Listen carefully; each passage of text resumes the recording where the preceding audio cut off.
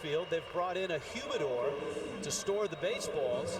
That has evened the slate just a bit for the pitchers. Just a little ground ball at that hard area. I mean, it's a hitter's delight. You have artificial surface, this field turf, and then the area in front of home plate, the dirt, is very hard too. So it just bounces off that almost as if the dirt is AstroTurf. This is field turf here, but it's a hard field turf. And a few of the players around batting practice were talking about the difference on their bodies from spring training to all of a sudden being here for 4 days. Not too many of these surfaces left in Major League Baseball.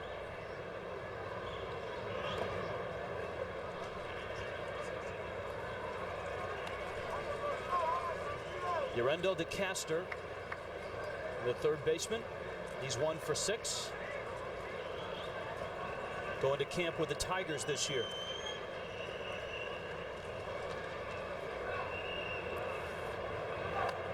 That one gets away from Olivo. And Randall Simon is down to second.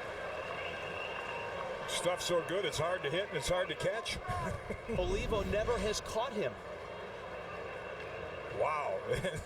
And you can see why. I mean, normally catchers, when the ball's down there, they're going to catch it palms up. They're going to try to get the palms up, but that had so much late movement, and that certainly was an example of a catcher who has not caught stuff like this. So now Randall Simon is in scoring position, and a hitter's count for DeCaster. And he had a rip at 96 miles an hour. Jimenez has touched 100 on the gun in the major leagues, but his fastball usually lives between 95 and 98. Not a bad cruising speed.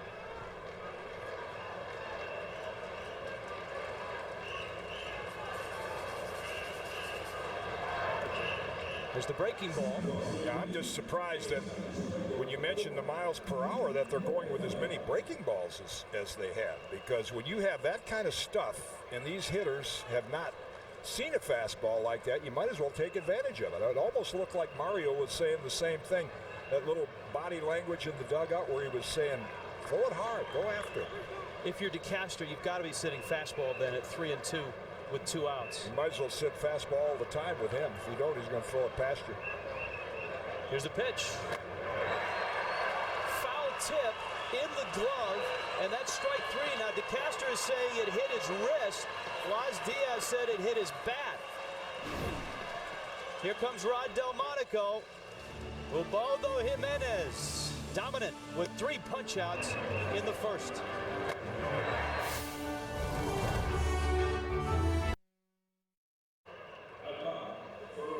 Tom Stoifbergen into his second inning. Rod Delmonico came running out of the dugout on that last strikeout that finished off the inning.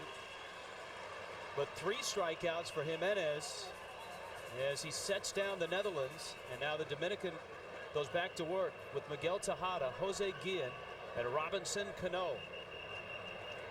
Tejada homered on Saturday. Stoifbergen pours in a strike. Look at the motion of Tom Stoifbergen, and this is what I'm talking about by not throwing across his body. Watch where his foot hits. It makes a straight line between the pitching rubber and the plate. Pitchers have a tendency to throw what we call across their body. In Stoifbergen's case, it would be he would step a little toward third. A lot of bad things can happen when you do that. His mechanics for 6'4", 250 are perfect. 1-1 pitch. This is outside. Light on his feet. He's got that little, almost like a little dance step out there. Pitching is rhythm anyway. That's why you pitchers wind up, and that's why they do that with their feet instead of starting from a static position. That one missed high. He's fallen behind Tejada at 3-1. Miguel Tejada agreeing to play third base, something he has never done. That pitch there, an example that we've talked about during the World Baseball Classic. Seeing pitchers for the first time. That's a good hitter's count, 3-1. And the pitch was up in the zone, but it had that late movement. Tejada's never seen him. He was late on it. His home run was to right field on Saturday. tried to pull that pitch, and the count's now 3-2. Tejada entering his second season with the Astros. 13 major league years and one of the longest consecutive game streaks in major league history. Chops it to third. It's a foul ball. And the crowd reacts, but Tejada will march back to the plate.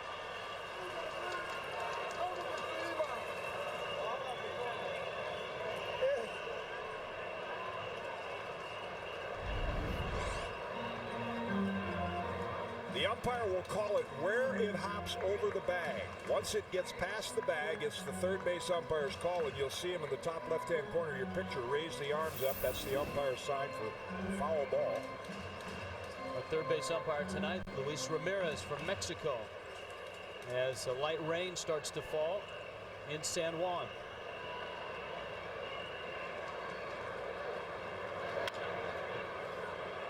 DeCastro gets another try. Tejada beats it.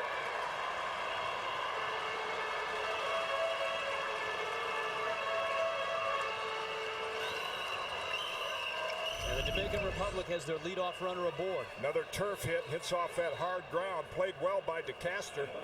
The best he could, and a nice stretch on the receiving end by Simon. And Tejada, did he come up a little lame right there? No, he's all right. Alfredo Griffin, the first base guy, I think he's just getting his second win. You talked about the turf and how hot it is. Wow. 2 sprints down to first base. He's gassed. I guess it's early in spring training for him. Up the middle. Scope. Dersma to Simon. And Stoifbergen gets a double play from Jose Guillen. Tailor-made, as they say. One nice hop. Dersma with plenty of time to throw to Simon and convert the double play. One advantage for a pitcher, if you're pitching out artificial turf, you can see the rain coming down pretty well right now, is the ball will get to the infielders quicker if it's at them and result in a lot of double plays.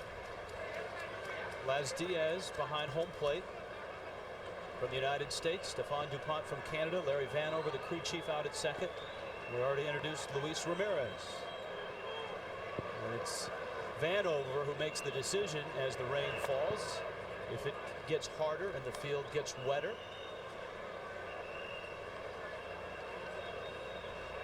Robinson Cano into his 5th year with the Yankees, an all-star in 2006.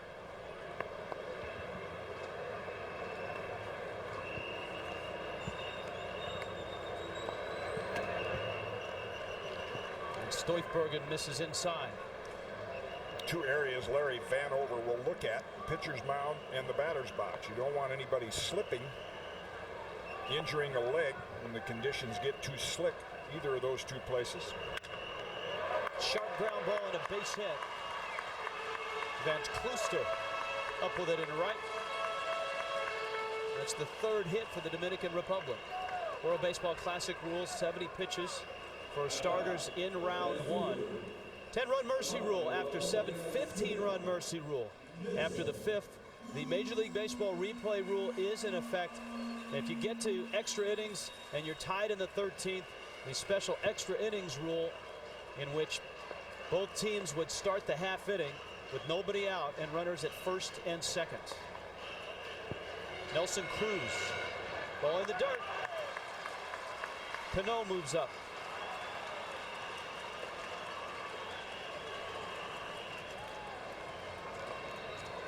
On a wild pitch. Janssen, one of the best we've seen back there blocking the ball, got his body in front of him and caromed off the chest protector.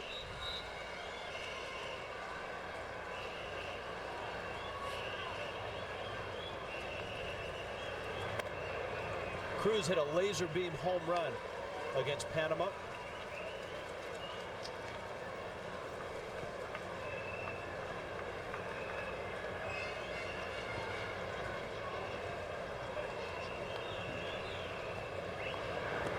Last few seasons, Cruz has tried to find regular playing time in Texas.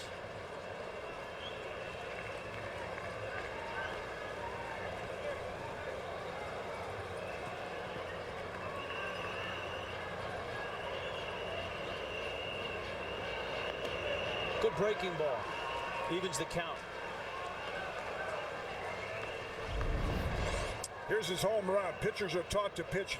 Oh, there's the breaking ball. I thought that we were going to look at his home run there, but that's the breaking ball from Stoifbergen, and a good one in a good spot. The breaking ball surprised Cruz as well. 2-2. Right down the middle. Stoifbergen strikes out Nelson Cruz. We are scoreless in San Juan. Scoreless ball game. Ubaldo Jimenez of the Colorado Rockies on the mound for the Dominican Republic. This was the finish of the first. Remember, Randall Simon was on with a 3-2 count. Watch the pitch. DeCastro thought it caught him in the elbow. And it looked like it did. That Laz Diaz was blocked out by the catcher and couldn't see where the ball hit DeCastro in the elbow. That's a big call, because that would put runners at first and second, and it would bring this man to the plate with 2 outs. Instead, it was the third strikeout for Jimenez. The ball clearly hit his elbow, and he did not swing at the pitch. Now, what the Netherlands' option there was to appeal to the first base umpire, see what he saw, and then they can get together and make the proper decision. Engelhardt takes a strike. In Laz Diaz's defense, umpires in that case are listening for sound on a foul tip. And I'm sure Laz Diaz heard noise and thought that it did hit the bat, obviously. But he's going on sound, not on sight. That's the other thing that the Netherlands accomplished in the first inning. They forced Jimenez to pitch 20 pitches. And after throwing 20, he's run the count even here to Engelhardt. And a lot of those were breaking balls like we've seen right there. There's the ratio, 15 strikes. 2-2. Yeah, you got that kind of stuff. You can tell them what's coming. And you saw the not only the speed, but the latent movement. That wasn't his fastball. I don't know if that was some kind of an off-speed pitch sinker, but that ball tailing down and away. He's got a lot of weapons. His changeup is his 4th best pitch. He throws the slider. We've seen the curve. He's used that as his 2nd pitch tonight. Of course, the big fastball, and here's Adriana. That's the fastball. I mean, that's not even fair.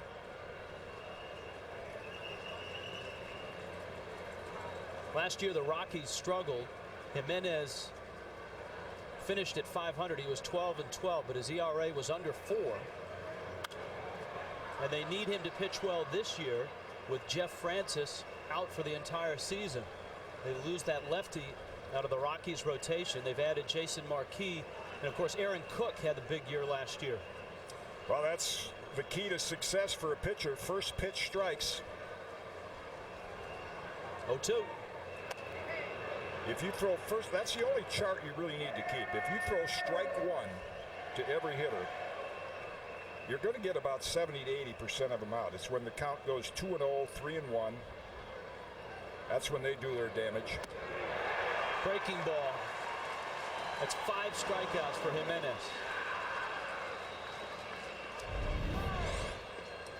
Get ahead with the fastball and locked up Adriana.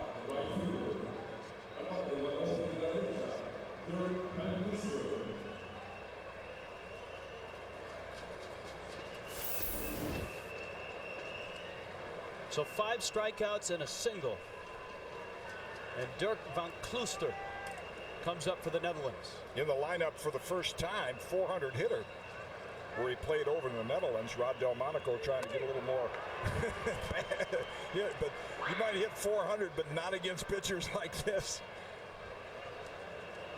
Van Klooster trying to elevate.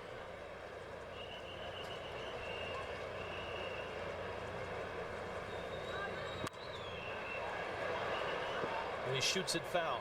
Hiram Bithorn Stadium was built in 1962. 404 to center. Used to have a short porch in left. They moved it out, and it's 375 in both left center and right center. Inside corner. 6 strikeouts for Ubaldo Jimenez of the Colorado Rockies. And we are scoreless.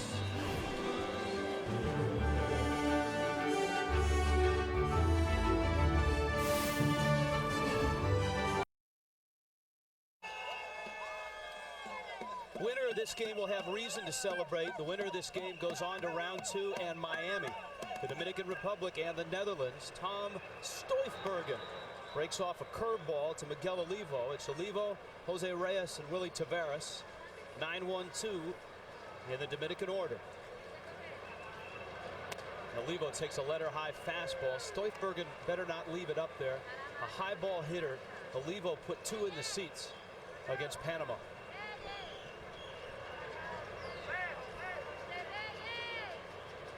Oops. Caught his spike on the rubber.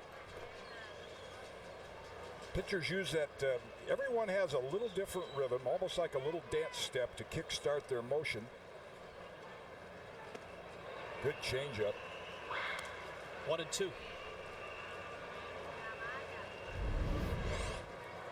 Perfect spot. Does it follow that pitchers like you are good dancers? I had a little disco fever at one time. That's a bad visual. 1-2 to Olivo. Olivo has 3 hits in this classic. Breaking ball. He jumps on it to center, and Kingsale runs it down. The winner of this game goes on to Miami. And coming up tonight, the winner of this game will advance to San Diego. Cuba and Australia. Australia pulling off a stunner in their first game. Tomorrow's World Baseball Classic schedule. The Dominican Netherlands winner against Puerto Rico. Italy Venezuela winner against the United States. Mexico versus the Cuba Australia loser. And here's Jose Reyes. Jim Cott, first time through the order. What do you think of Tom Stoifbergen? I am very impressed with him at 23 years old. Pop up, out goes Scope, 2 down. Having looked at the lineup card and seen the caliber of the hitters he's faced, what I always like in a starting pitcher is the pace. The starting pitcher determines the pace and the tempo of the game, and he sets the tone for the whole team. If you work with a quick pace, the guys behind you like to play, they're on their toes. And Stoifbergen, like his mentor, Bert Blyleven, he doesn't walk around the mound and waste a lot of time, which gives you an idea. He has confidence in his stuff, and he's going to be in control of the game. We'll see what kind of adjustments the Dominican Republic hitters have second time through. I'm sure they didn't have any video from the Australian Winter League of his last few starts. Well, that's probably, one of the things in this World Baseball Classic. You're playing against players, hitters and pitchers you've never seen before. That one just missed. 2-1. And under those conditions, usually the pitcher has the advantage. The hitter hasn't seen you before. Taveras, one of the better bunters in the major leagues and one of the fastest men in Major League Baseball. Hanley Ramirez, who has one of 3 hits, is on deck.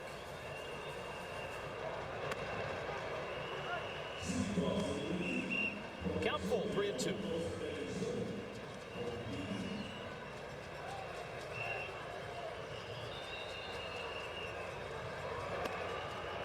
And he lost him.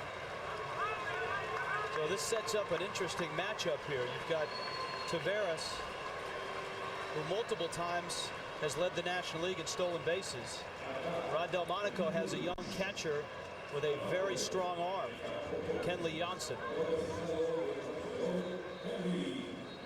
And with 2 outs and Hanley Ramirez at the plate, Felipe Alou would love to have Taveras in scoring position. Not very often you get excited early in the game when a guy gets on first base, but you do if you've seen Kenley Jansen throw, because you just love to see the way this kid can throw from his knees. He uses his knees like they're his feet. He seldom gets up in the standard standing throwing position. He can get it down to second base in about 1.92, less than 2 seconds from his knees. Tony Pena made that a popular move, throwing runners out from his knees. Benito Santiago used to do that. Taveras has a good lead. And Stoichbergen misses outside. He led the National League in stolen bases last year with 68. That's a base stealer's lead. 1 foot on the turf. They start getting 2 out there, you got to throw to first base. Hanley chops it out towards second. Dersma to first, and Tom Stoichbergen has held the Dominican Republic down through 3.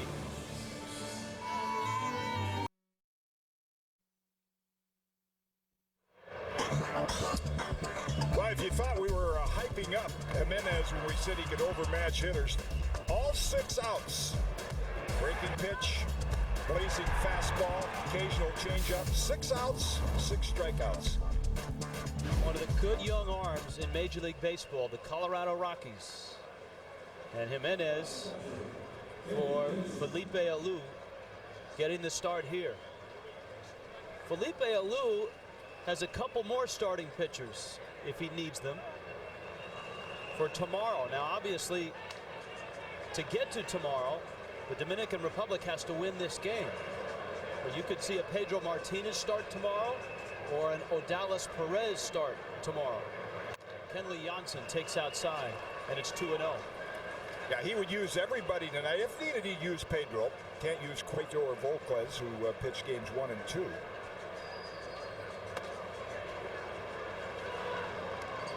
A little bit of an unusual motion, different than Stoichbergen. And Rick Sutcliffe, I don't know if Rick's watching tonight, he gets check the arm when it gets down below the belt. It has that little, pitching coaches call that a hooker. He hooks the ball behind him. And as you get a little older, you'll lose some arm speed doing that. You'll try to get it out of the glove quicker. But at this age with that arm, you know, he kind of gets that wrist cock down behind him, gives him a little added flip when he lets go of that ball. 2-2 to Jansen. Inside corner. How about 7 strikeouts?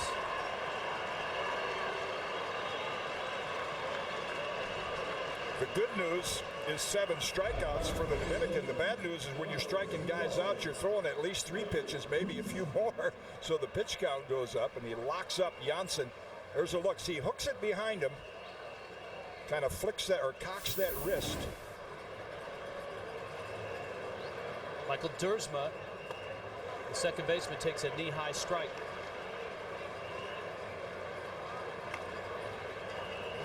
Dersma, a veteran of the Dutch leagues. 98. He's just playing catch.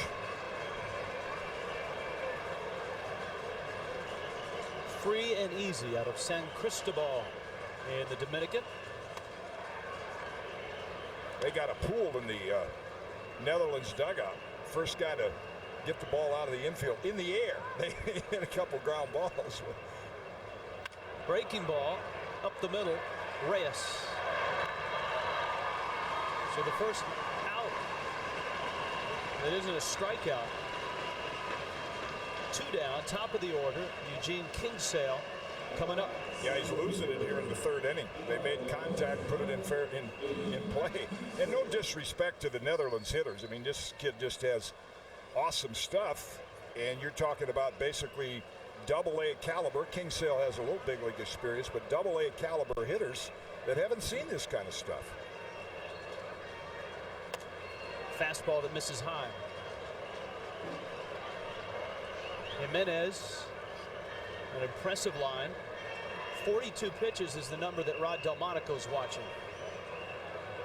Because if they can't hit him, the least they can do is try to extend some at bats and get him out of there. I'm surprised they haven't tried to bunt yet. We talked about Tejada's inexperience and Ortiz at first. They are playing shallow. They're even with the bag. But I don't think we've seen a bunt attempt yet. No matter how shallow Ortiz plays, you still want to test him. He hasn't played at first base since 2007.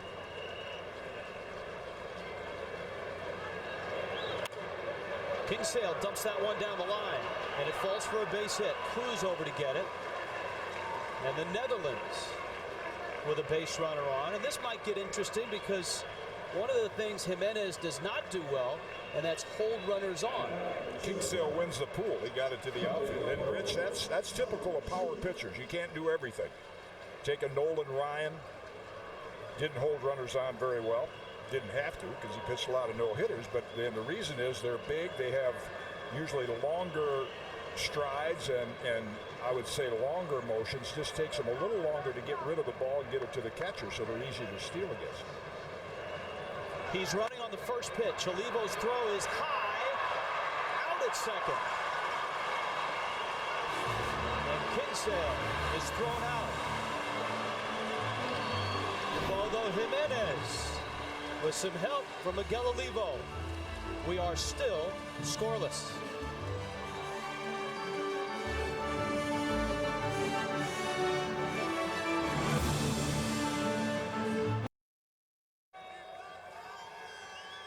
The rain is back in San Juan, and so are we. The Dominican and the Netherlands, Hiram Bithorn Stadium.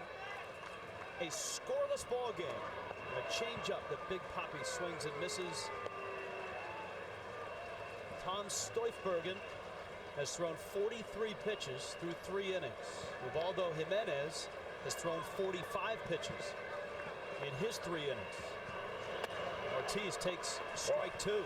This kid is not intimidated at all. He is filling up the strike zone against these veteran hitters. And David Ortiz a little surprised because he doesn't see a lot of pitches inside. You know, he stands close to the plate. Usually hitters that stand close to the plate, they do it for a reason because they like the ball inside. Boy, Ortiz has been a rock for the Boston Red Sox, and you forget he was traded by one organization and released by another. When he was a minor leaguer, Seattle sent him to Minnesota as a player to be named later in the Dave Hollins trade. And then the Twins decided not to sign him. They weren't sure if he was going to continue to get better. Weren't sure if they could afford a guy that maybe wasn't a superstar. And he went to Boston and took off. To the wall it goes on Kluster. Ortiz digging. He is safe with a double.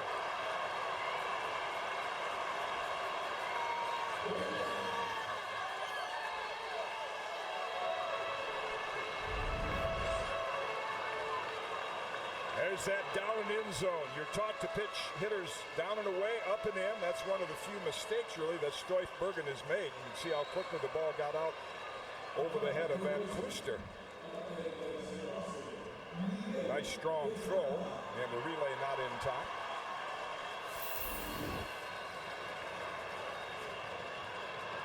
Here's Tejada. He singled in the second.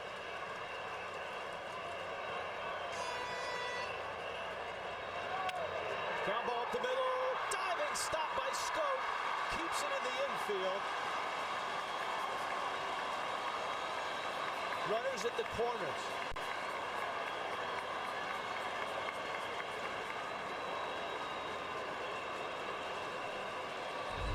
Saves a run for the moment.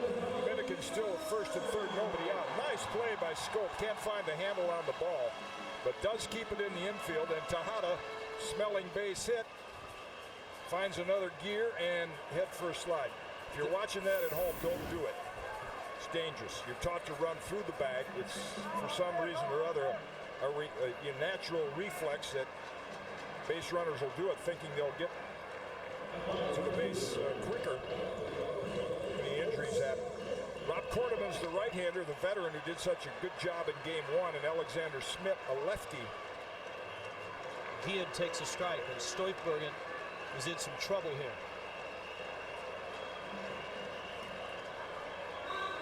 Johnson wants to talk to his right-hander. Bert Blyleven, analyst for the Minnesota Twins on television, and a pitching coach here for the Netherlands.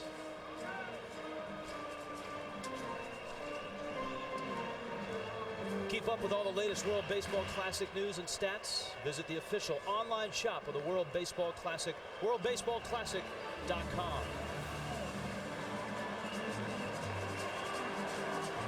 Ortiz and Tejada at the corners. Stoifbergen misses inside.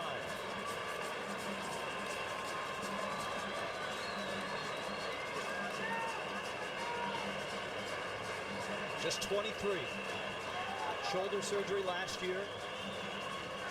Winter ball in Australia.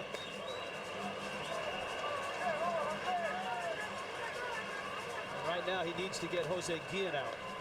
And as effective as he's been getting ahead of hitters, now that second time through, men on base, you fall behind in the count. Big league hitters have a better chance at timing you. You saw Blyleven there in the first World Baseball Classic back in 2006. He was invited to be the pitching coach of the Netherlands. The only problem was his only daughter was getting married during the Classic, and Bert made the easy decision. He turned down the invitation, and he was glad the invitation came back around second time. That ball's popped into shallow right. Van Kluster is waiting. Big Papi is bluffing. And the runners stay at the corners. A big out for Stoifbergen. Well, other than the base on balls last night that Puerto Rico took advantage when Yadier Molina finally produced a hit and put them ahead, the Netherlands pitchers have done a terrific job with men on base and getting big outs. Then you get a pop up there. Now with a ground ball, you have a chance to get out of the inning with a double play. Cordovans and Smith continuing to throw.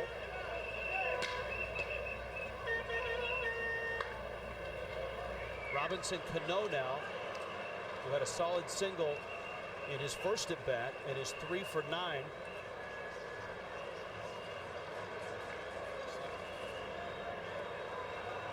Randall Simon has come in to talk to Rod Delmonico. He's getting some new leather. He's getting some new leather. Apparently his glove broke. They probably have a trainer or equipment manager. Those guys are masters at restringing gloves and repairing them. So Randall had a spare one in his locker. It must have broke on the throw home then, as he tried to cut the ball off. Or at least he noticed it at that point.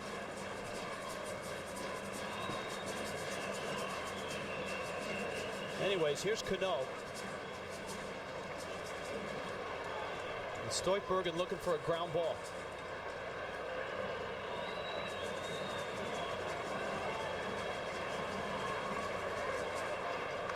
A double by Ortiz that opened the inning.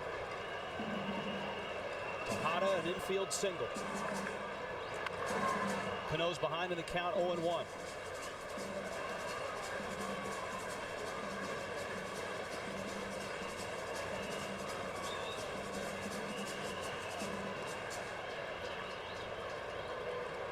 Felipe Alou trying to get to Miami. The winner of this game goes to round 2. Off the end of the bat, and that's a foul ball as Ortiz collides with DeCastro.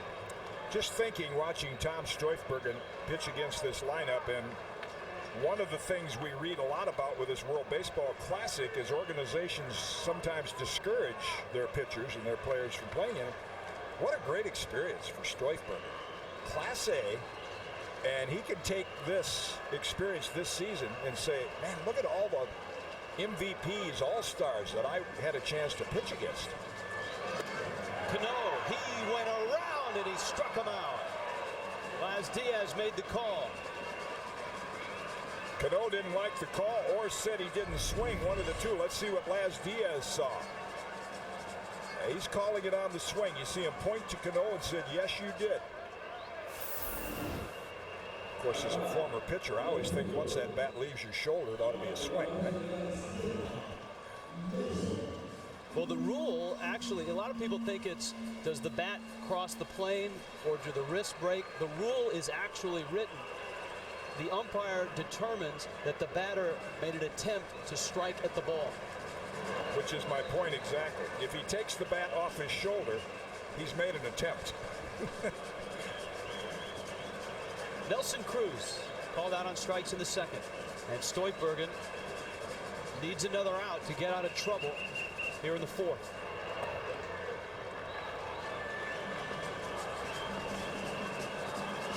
Pedro Martinez stretching that pitching arm, very effective. 3 innings of work against Panama his first time out.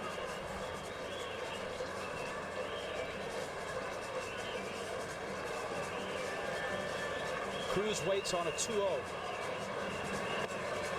They went after it. Or I guess that was that against the Netherlands, his first time out in game 1. Pedro, 3 very effective innings. It was. Yeah. So they've seen him.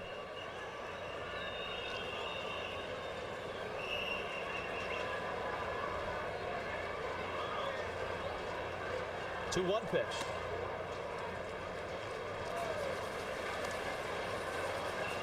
The Netherlands, with that stunning win on Saturday, and last night they nearly did it again. For 7.5 innings, Rod Delmonico's bunch led the powerful Puerto Ricans.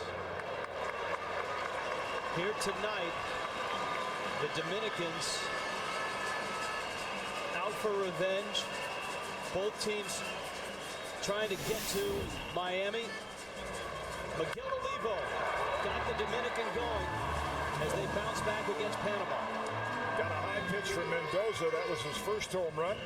And later a hanging breaking ball, high curve. You could just sense the relief from the Dominican Republic in their clubhouse when they won that game after losing the first round game to the Netherlands.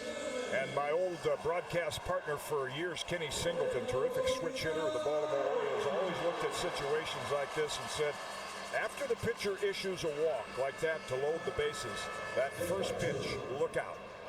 First of all, you have a hitter who's been hot, and the one thing you're going to want to do if you're a pitcher right now is throw strike one. Olivo has been known to go after first pitch fastballs, especially ones that are up in the zone.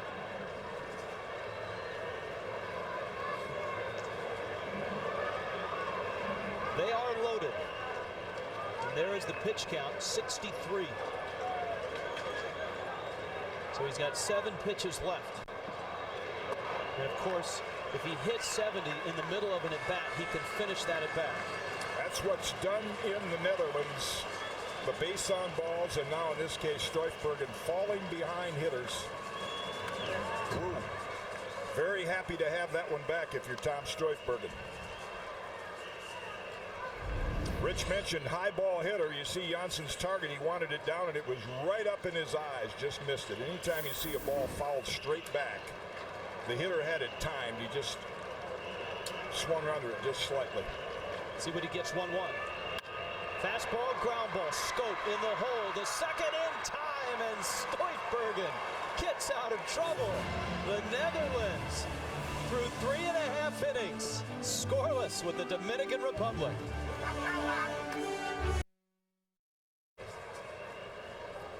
Mario Soto, the pitching coach for the Dominican Republic, on the phone.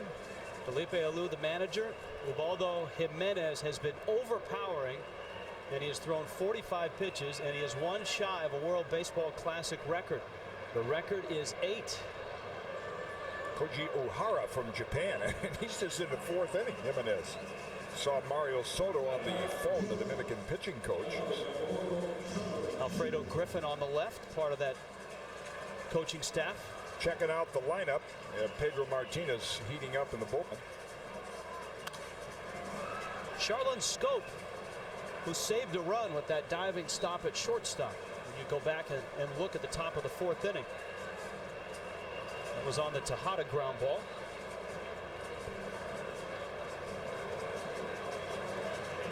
But 2 things surprised me so far. Very impressive 4 innings by Tom Stoichbergen. I really didn't think he could shut that lineup down like he has. So he's put the Netherlands, kept him in the game here, heading toward the middle of the game. And the other thing is, with Tejada and Ortiz at the corners, the plan would be take advantage of them there, their defensive liabilities, and nobody's tried to bunt. 1-2. He's tied the record. 8 strikeouts.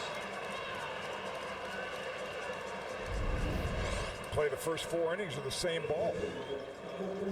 Doesn't catch up with that one up above the belt. There's the pitch count clock. He's got a ways to go, right at 50. Pedro Martinez starts to get ready.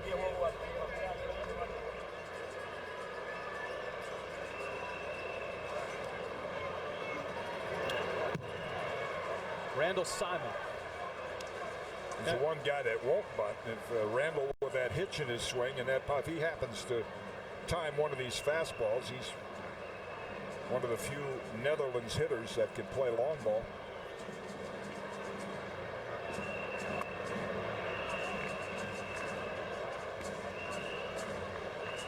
So he has tied the record, and he still has plenty of pitches to throw to break it.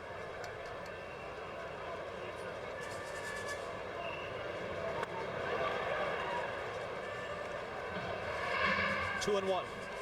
You're right. Simon is one of the few guys with major league experience who knows how to get started a little early to cheat on a fastball. And you can see him kind of start his stride, start his swing a little bit early against Jimenez, who's been up at 97 and 98 all night long.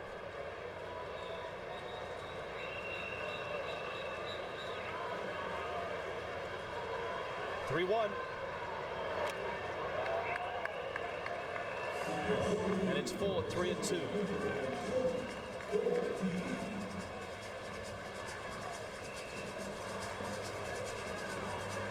Jimenez 6'4", 215.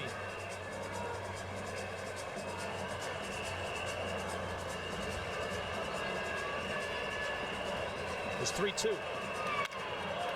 Lines it foul.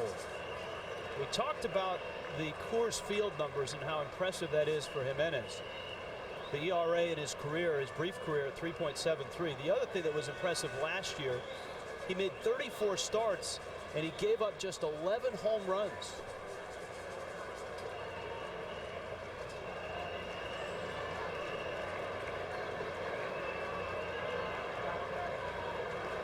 Another 3-2.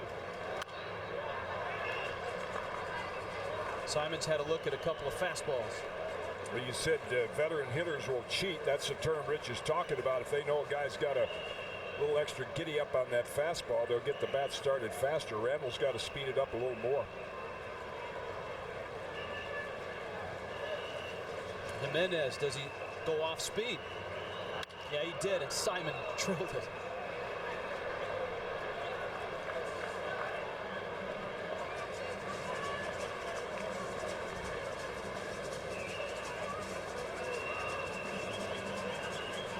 Good at bat by Simon because it's moving that pitch count closer to 70.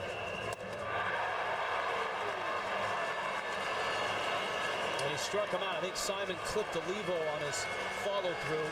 That's the record, a World Baseball Classic record by 25-year-old Ubaldo Jimenez, 9 strikeouts. There's the contact that Simon made, helicoptering the bat through catching Olivo. On the hand, no damage done. Again, he did it 9 for 11. 9 strikeouts out of 11. That was a pretty good ratio.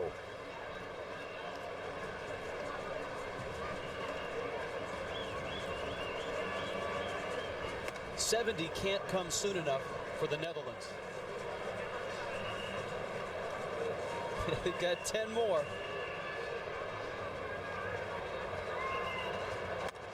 Well, Pedro might look kind of ordinary coming in after this guy. He did not look ordinary when they saw him on Saturday.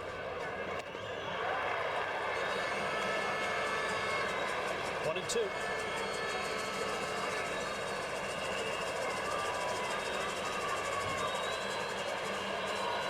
Can Jimenez make it 10?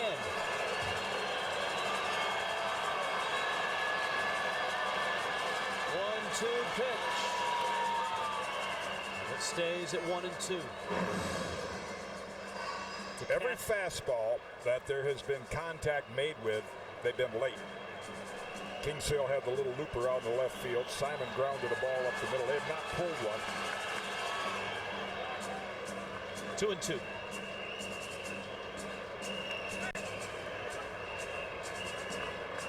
Great pitching. The runs that the Netherlands scored, 3 of them on Saturday, were all unearned.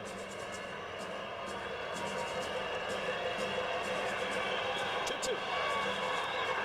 That is number 10, and that is a World Baseball Classic record. Ubaldo Jimenez from the Colorado Rockies punches out 10 Dutch players. A fastball letter high.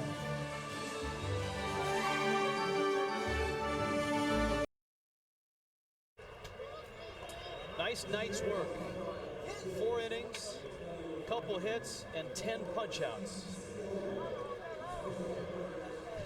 Edinson Volquez, who started in game 1. Ubaldo Jimenez. Pitching change for the Netherlands.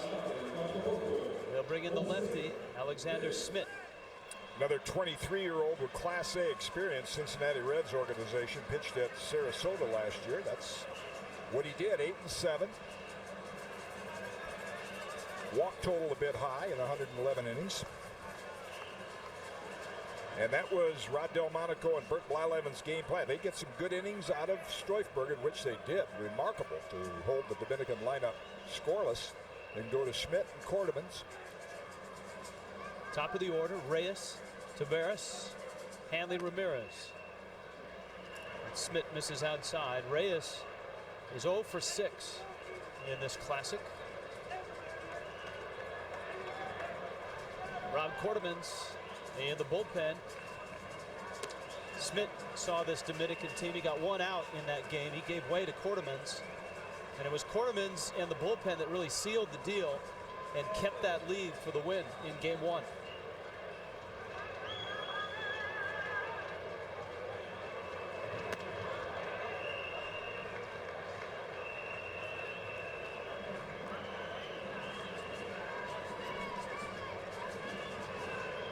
Two and one.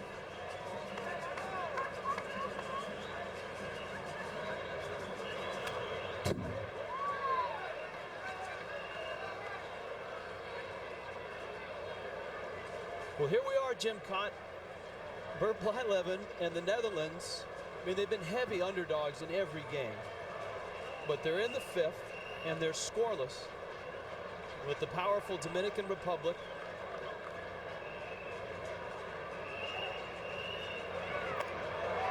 Just missed. Everybody, scouts and media people around here that have followed this have all said the same thing. We had no idea the Netherlands had that good a pitching. When we saw the shot of Bert Blyleven, he has encouraged them to attack the strike zone, and they've done that. And you wonder if maybe on this Netherlands staff, if there's a Peter Moylan. Moylan was the reliever in 2006 from Australia that came in and wowed scouts in the World Baseball Classic. The Braves liked him so much they signed him. He's been a nice part of Bobby Cox's bullpen since. And down goes Reyes. And that's another thing they've taken advantage of. I mean, the Dominican have hitters like Reyes, like Ramirez, who are all swinging like they want to hit the ball out of the ballpark, playing home run derby. He's the kind of hitter that you would expect to make contact, get on base, steal bases, and that feeds into pitchers throwing strikes as well, over swinging.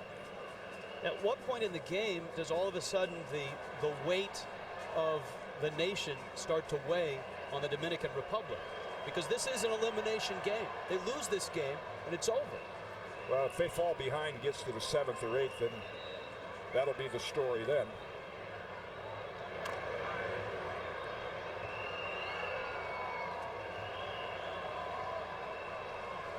Winner gets to Miami, and the winner of this game will get to San Diego. Both these teams 1-0. That game coming up tonight at 10 Eastern, Cuba and Australia. Here's your viewing guide for tomorrow. In San Juan, in Toronto, and in Mexico City. San Juan, Puerto Rico, Rich Waltz, Jim Cott. Felipe Alou, Rod Delmonico. Alous are out. A winner advances ball game. 1-1 to Willie Taveras. Alexander Smith. out of the Netherlands bullpen.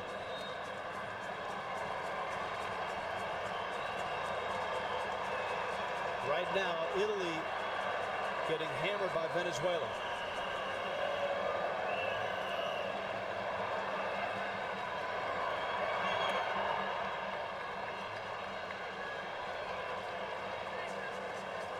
If Smith loses Taveras, he probably will not pitch to Hanley Ramirez.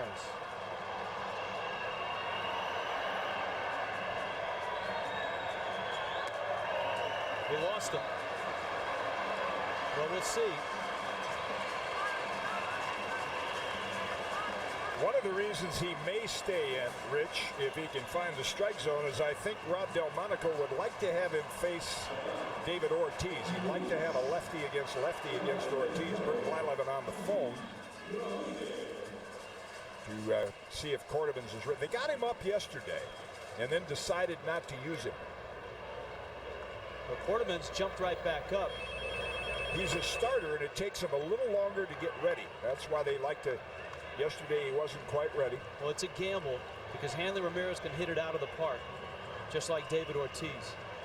33 home runs last year for the Florida Marlins shortstop. So much power that the Marlins are moving Hanley Ramirez out of the leadoff spot this year and into the 3 spot. And they are hoping that Hanley can become a run producer, hitting 3rd.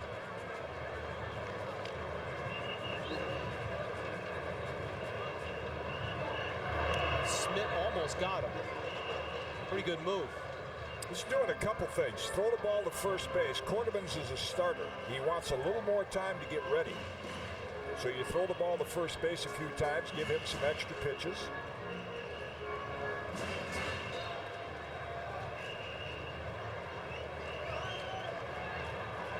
Snap throw. Remember, Taveras led the National League in stolen bases. A little different look here with the lefty. And Janssen throws so well from behind the plate.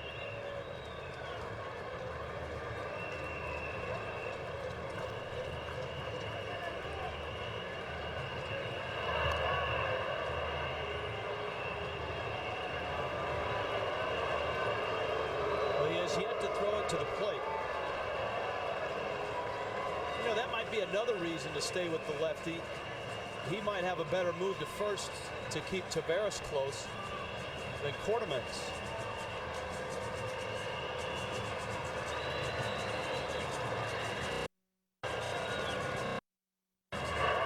Remember, Taveras had the big base running mistake in the 9th inning in the upset. He tried to steal 3rd with 1 out, down a run in the 9th. And Janssen threw him out. My wow was about borderline balk. You're supposed to step directly toward first. Smith is really walking a fine line.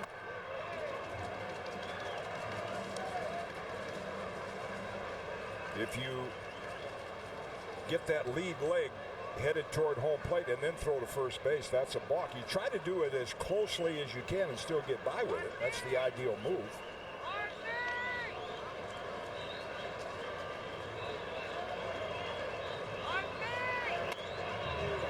Outside corner, it's 1-1.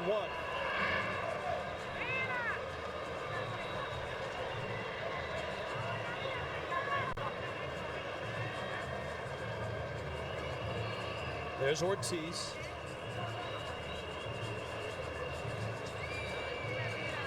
One out, top of the 5th. Hanley Ramirez hits it deep to the wall. Engelhardt makes the catch at the base of the wall. Rod Delmonico gambled. He had Smith pitch to Hanley Ramirez. And a big sigh of relief. And you see the smiles in the Netherlands dugout. They're saying, how did that ball stay in the park? Well, that's how. This has been the trend the entire pool games here in San Juan. Is that, see, Hanley, I think he's breaking into a home run trot. Smith is looking, oh no, but the wind keeps it in. I think Hanley thought he had enough of it. He broke it down early. And now this is the matchup that you talked about that Delmonico wanted. Smith against Ortiz. What was it Rod Delmonico told us before Saturday's game, before the Classic started? That he's going to have to roll the dice every chance he gets. And he's done that.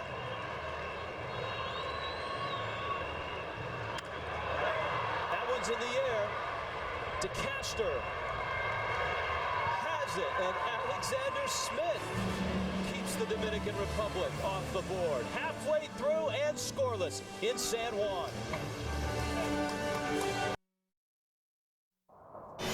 Ubaldo Jimenez started this game for the Dominican Republic, and he was overpowering. Well, he set a strikeout record, and he only pitched 4 innings. A variety of pitches, but mainly a 90-plus fastball. Mixes in a breaking ball. Netherlands got a couple balls to the outfield. That's all. Simon chases a high fastball. A very impressive 4 innings for Jimenez. And now all the Netherlands has to do is face a 3-time Cy Young Award winner in Pedro Martinez. Pretty deep pitching staff when you bring him in middle relief. That's what he did against this team on Saturday. No walks, 4 strikeouts, just 1 hit. Pedro will do it differently. He never had quite the fastball that Jimenez did, but he always was a power pitcher in his prime. Now he does it with a little more guile, change of speeds, and always excellent location. Brian Engelhardt to be followed by Adriana and Van Kluster.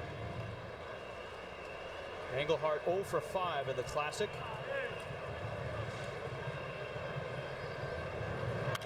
The news surrounding Pedro today, a quote from Jerry Manuel saying that the Mets weren't going to re-sign him, but columnists in New York calling for the Mets to make Pedro their number 5 starter.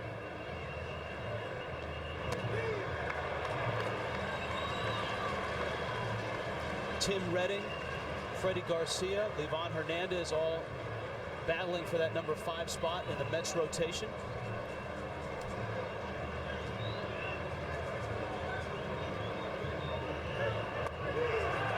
Pedro Martinez himself saying, I can be a number 5 starter for the Mets or any other team that wants me. They may want to see him pitch against, say, Team USA or a team with more experienced hitters, see how he fares there. Driven to center field. Taveras makes the catch. Engelhardt hit that hard. This was Pedro Martinez in his appearance in Game 1. And the thing you look at with Pedro is the location. There's a good breaking ball that the Dominican infield turned into a double play. He pitch in the outside corner.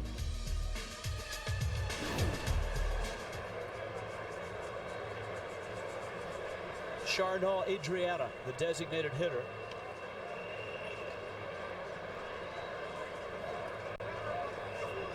Adriana at 38, a veteran of a lot of different leagues. He was in the Mexican League last year. Well, even as great as Pedro's been, I mean, that ball is hit sharply to center. It's just, it's going to look a little better to the Netherlands hitters after they've looked at Jimenez's fastball for 4 innings. Certainly a little more comfortable at bat. Yeah.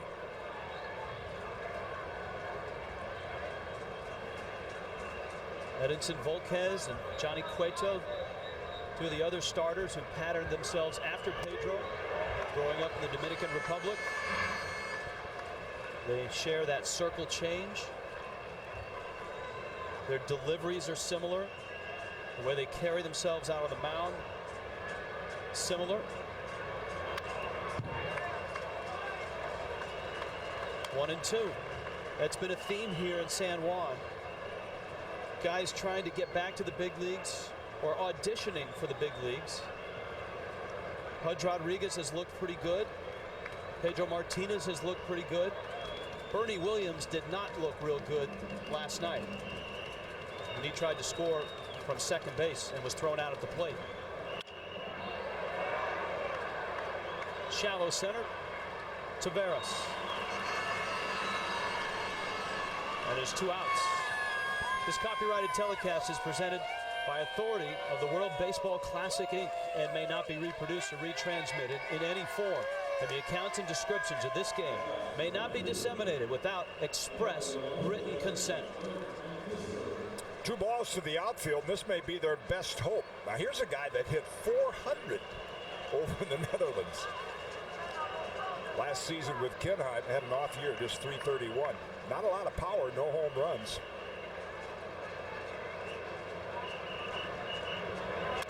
He's a guy that's played on winners over there. He's played on 8 consecutive Holland Series title winners.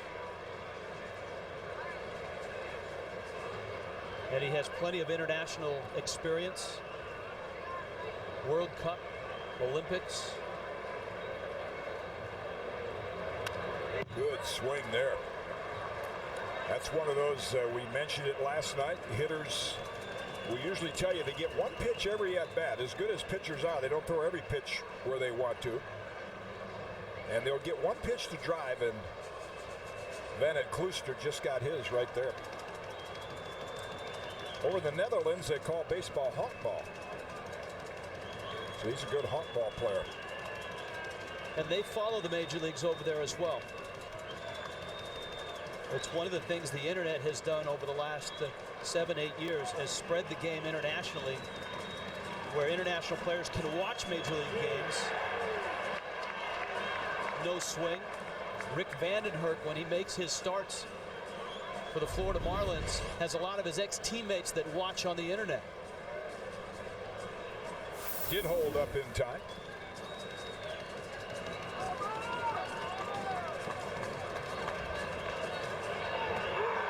There's the changeup. And a 1-2-3-5 for Pedro Martinez. To the 6th. Still scoreless.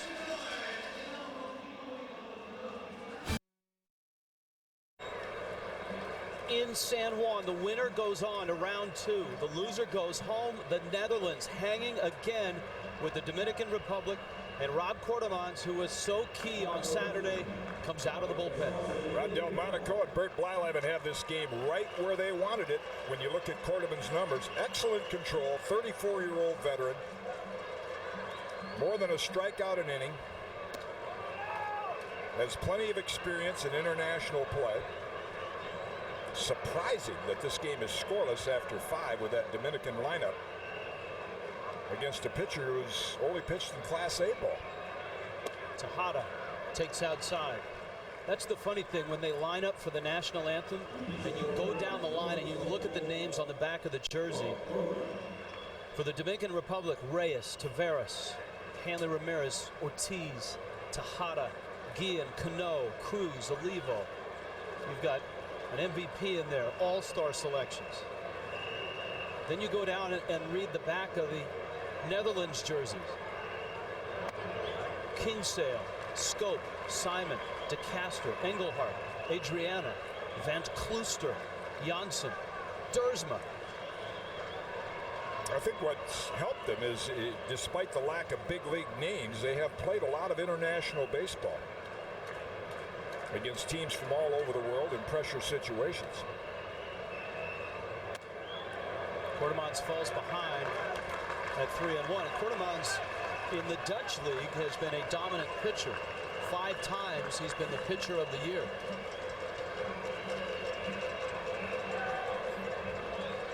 Second most in honkball history over there in the Netherlands. Lead-off walk, though, to Tejada.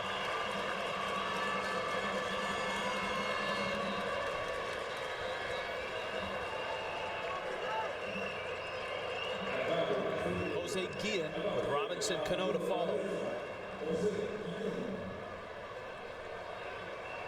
The Netherlands last night nursed a 1-0 lead into the bottom of the 8th. They finally buckled under the weight of the Puerto Rican lineup. That bullpen held up against this team on Saturday for that surprising win.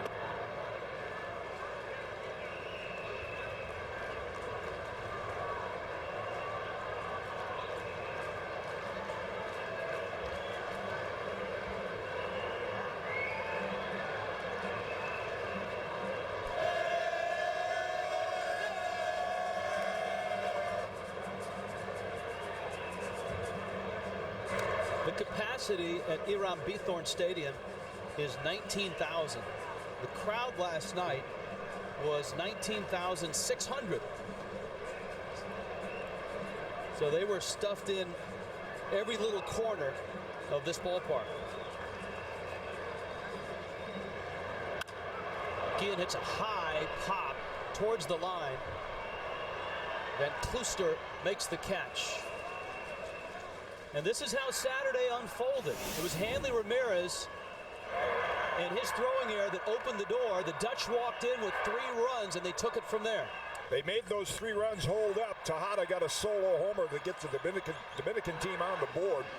Watch this throw.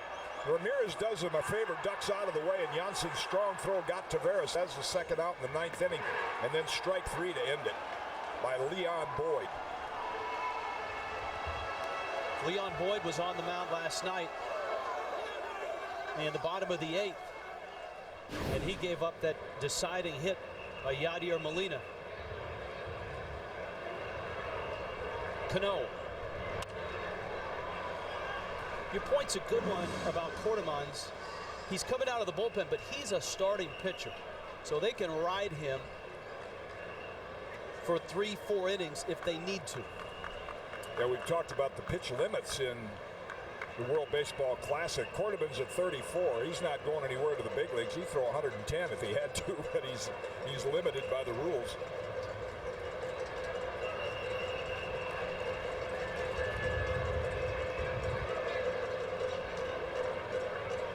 Cano singled in the 2nd, and he struck out in the 4th. Tom Stoifbergen started this game and went 4 scoreless innings. A shot. DeCaster has it across the diamond, and Simon can't dig it out. Almost a double play, but there's 2 outs.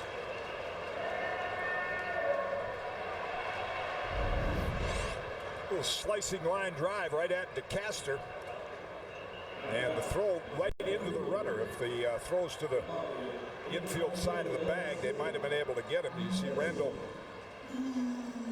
just got leather on it to keep it from going down the right field line. Nelson Cruz. Tejada's had a busy night. Remember, he had that head-first slide into first. Couple times early, he had to run down hard. He's had a pretty aggressive lead. He's had a couple feet out on the turf. 2 out. Ideal base stealing situation. It's a good gamble, because if you get thrown out, then you give Cruz a, he could lead off the next inning with a fresh count.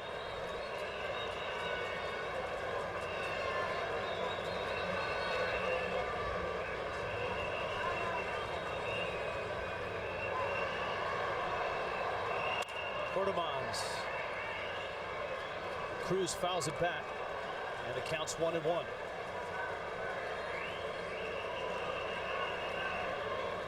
He had a big game against Panama. He and Miguel Olivo did the damage. Cruz hit the line drive homer. Olivo hit 2. And they're 8-9 in the Dominican Republic order tonight. Cortemans is out in front. It's 1-2. Don't pitch hitters down and in. It's dangerous. That's why.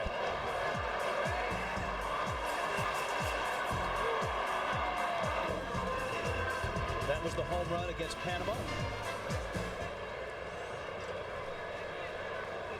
He's 1-2 against Rob Cortemans.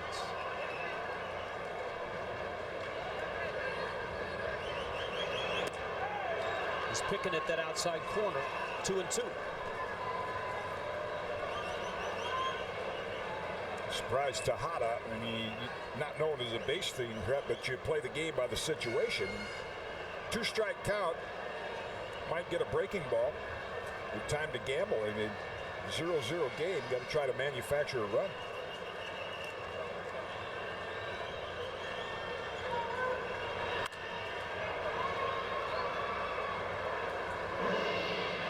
Tejada in his career with 73 stolen bases. He swiped 7 last year.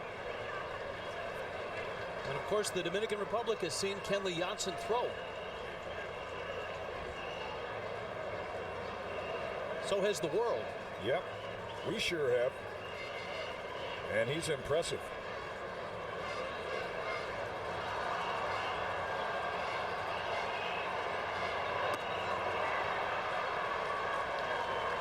And that's got to make the Los Angeles Dodgers feel good as they watch one of their young players in Janssen handle this pitching staff, handle the pressure against major league stars, and look like a polished pro himself at 21.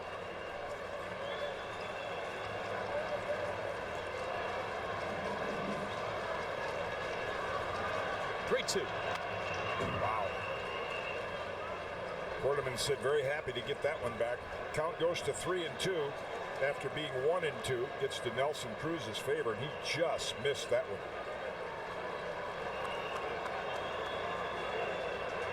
Bert Blyleven, pitching coach for the Netherlands, has done a terrific job with veterans, with youngsters.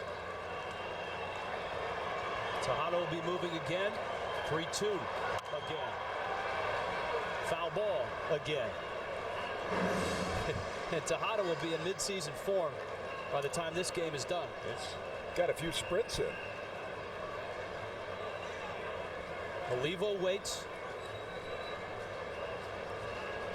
This powerful Dominican Republic team held scoreless into the 6th.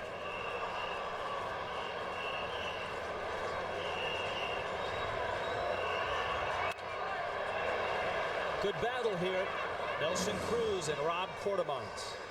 And Tejada's, he's just called the timeout. He's telling Cruz, hit down on the ball, hit it on the ground. I tell you, Cruz has had 3 great swings that he has been right on.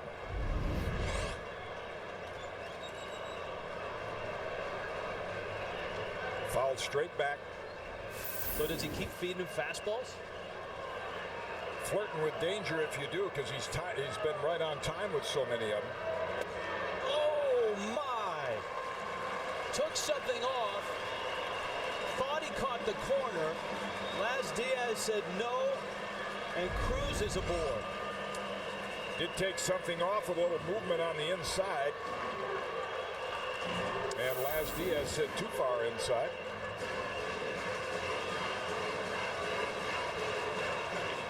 Well, here's the guy that's done the damage.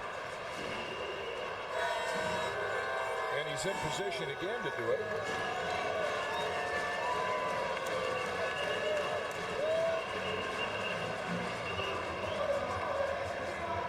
Miguel Olivo of the Kansas City Royals.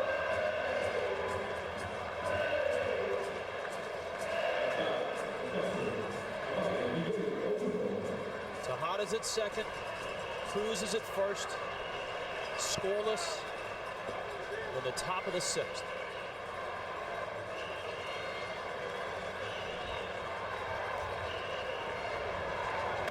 He got away with a high fastball, and Olivo tried to crank it. Venezuela beats Italy. And Venezuela gets their ticket to the 2nd round. They will play the U.S. tomorrow for seeding in Miami. 0-1.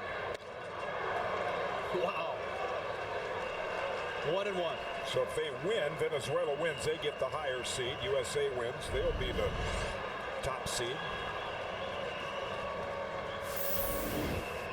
Janssen does a nice job of framing the ball. There's Tejada. Cruz. 1-1.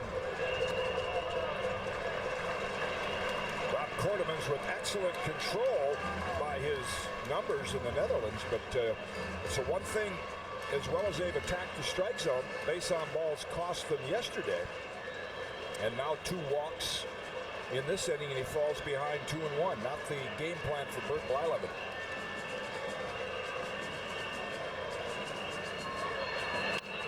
Olivo hits a fly ball to right field. Then Kluster makes the catch, and Quartermans sets him down in the 6th. We are still scoreless.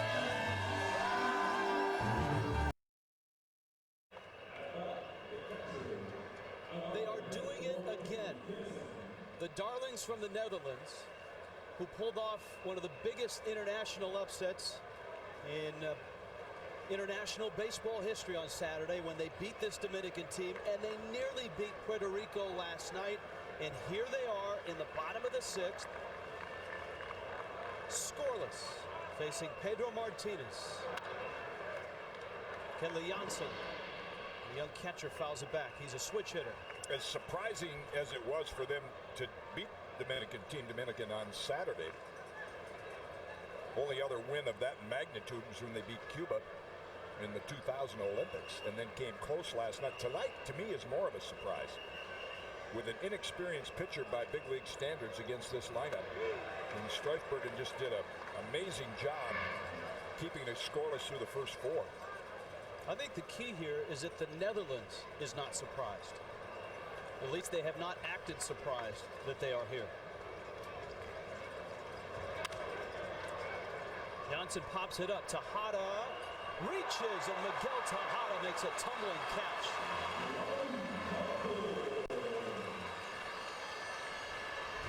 Well, he's used to chasing these pops from shortstop position where he has a little better angle. Man, that's a nice catch for a guy who hasn't played much third base at all. Over the shoulder.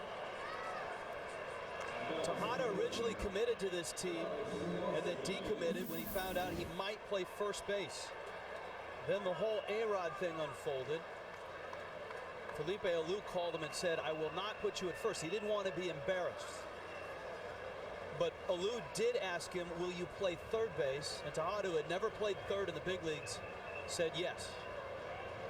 Dersma, there's something that, Jim, you've been looking for with Big Papi at first and with Tejada at third is somebody to lay down a bunt. Yeah, it's the first time they've tried it. I mean, why not take advantage of a guy who's a terrific player, but he hasn't played much third? That's an entirely different throwing motion than Big Papi at first. Pedro trying to get the corner, and he misses. It's 1 ball and 1 strike.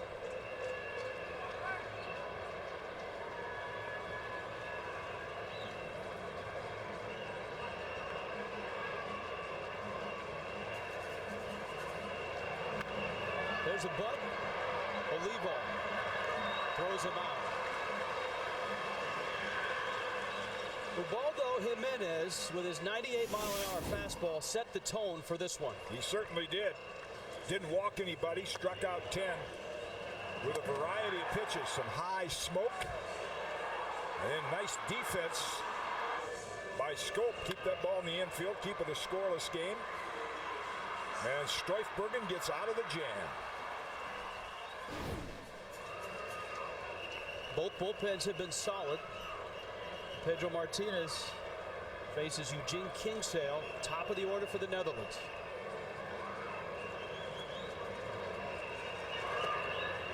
He shortens the bunt. Kingsale has a hit. He's got 3 hits in this classic.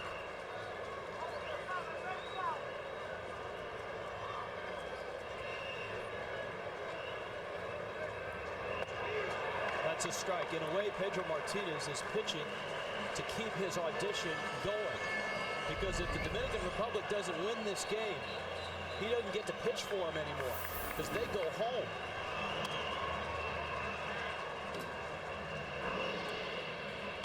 Jimenez's night, a record-setting night. Great combination of power and control. Didn't walk anybody, just 2 hits. Ground ball up the middle, little blooper to left, and 10 strikeouts. 0-2.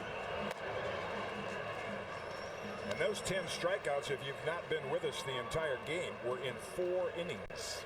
10 out of 12 Netherlands hitters struck out.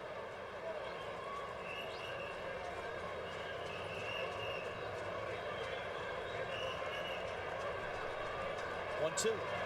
Hit him. Pedro hits the leadoff man, Kingsale. And that's going to bring Scope up, the number 2 hitter, who has really struggled in this classic. Probably see a little as Kingsale takes that in the back of the leg. Probably see either a pitch out, couple throws to first, scoreless game, bottom of the 6th. Obvious base stealing opportunity for Kingsale.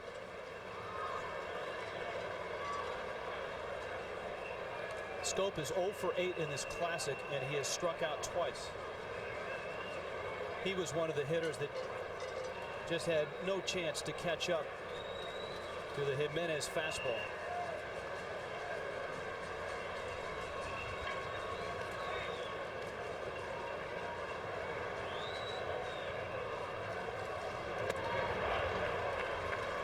Pedro bends it for a strike. See, Pedro being a veteran, that time he held the ball a long time, maybe 3-4 seconds. And then you may see him just come to a quick set, unload it in a hurry. That's the best way to try to keep a base runner from timing you. Vary the amount of time you hold the ball.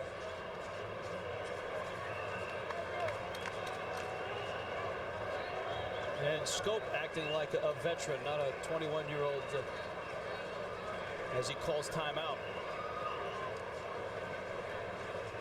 I asked Scope who his hero was because he grew up in Curacao, so I was thinking Andrew Jones, and he said Chipper Jones.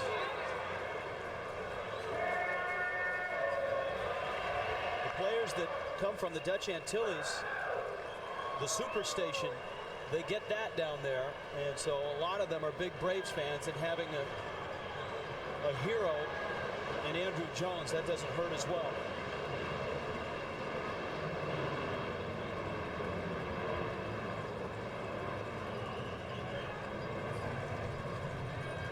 And again, Scope steps out.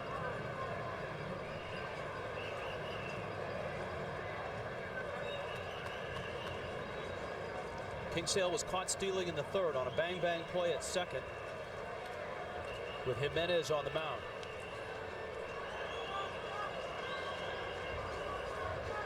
Bottom six scoreless. It doesn't sound right, but speed slows down the game.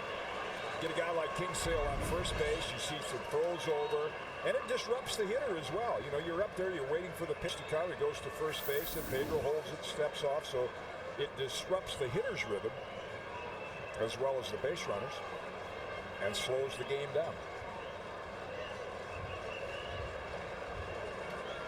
Kingsale bluffs. Scope goes around, and Pedro, 2 scoreless innings in relief here.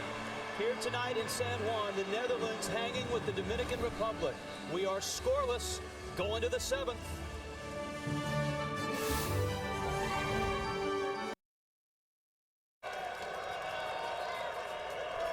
This game is scoreless. The powerhouse Dominican Republic. Some have favored them to win the entire World Baseball Classic. Well, I think right now Felipe Alou, as Hanley Ramirez looks on, is saying, hey, All-Stars, show me what you got.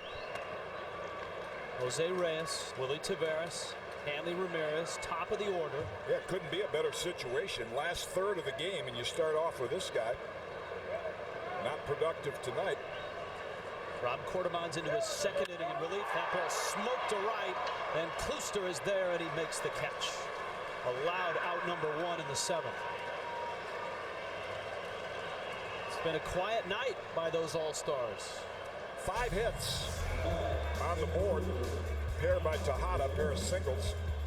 Cano has one, and Ortiz and Hanley Ramirez have one. Hanley hit the ball the hardest. He hit one to the gap in left center, but with the flags blowing in, we've seen, unless you really crush one, balls don't carry to left. That ball ended up in Englehart's glove on the warning track, about 370 feet from home plate. There's Taveras. He's walked a couple times.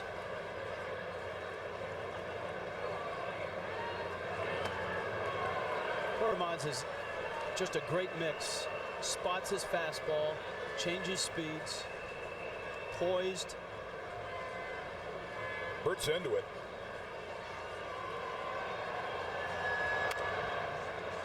Little pop-up. Randall Simon can't get there. There is a lot of foul ground here at Hiram Bithorn Stadium. I don't know where they got all their training, but what's been impressive to me is the motions, the mechanics of the Netherlands pitchers. Saw it from Stuyfbergen to start the game. Well, for a guy like Cordemon's, there are 6 Major League Baseball academies over in Holland.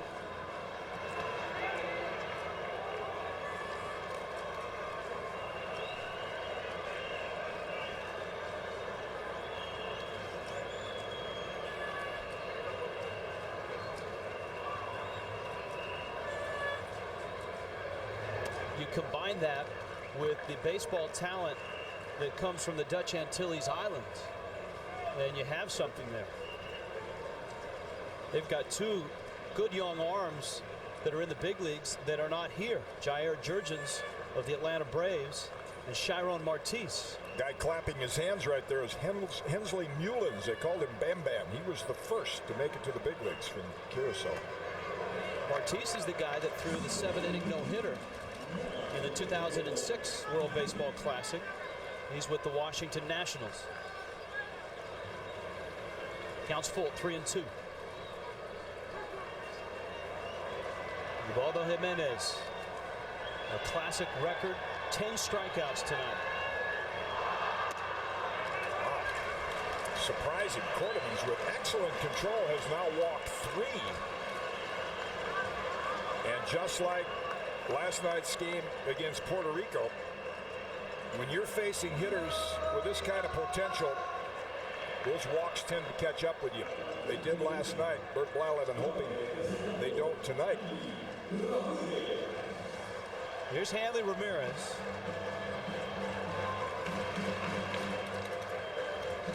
Ramirez, the designated hitter. If you've just joined us, one thing Felipe Alou did with his lineup is put David Ortiz at first base for the first time since 2007. The dilemma that Alou had is he didn't want to put Ortiz at first, but he wanted to get the bats of both Hanley Ramirez and Jose Reyes in the game at the same time. So he needed to DH one of those guys.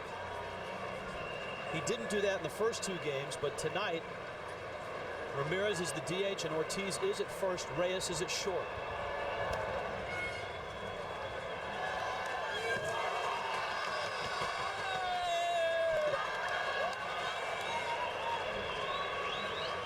That's the flavor that we've seen all week.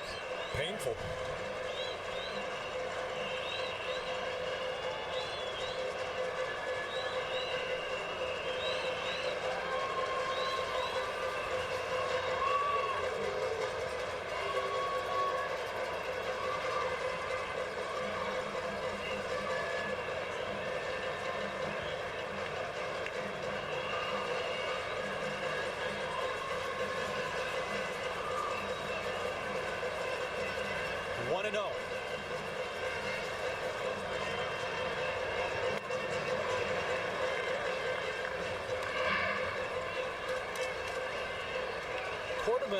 As we've talked about, is a starter, and he can go in this ball game as a reliever as long as he wants. The pitch count comes into effect as to when they can bring him back next.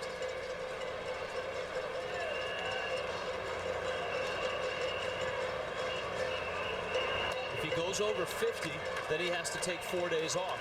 And you know what? This is an elimination game.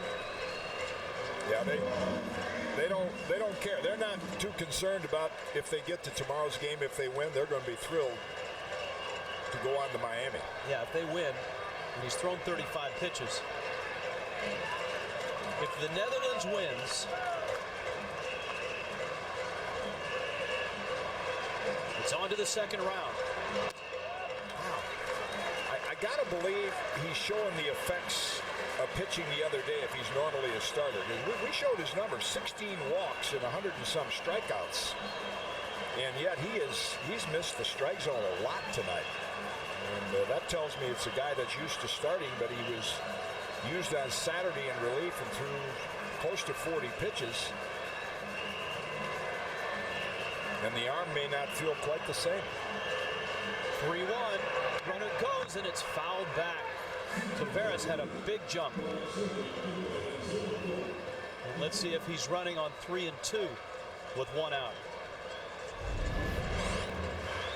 There's the jump from Taveras. Takes a quick peek in.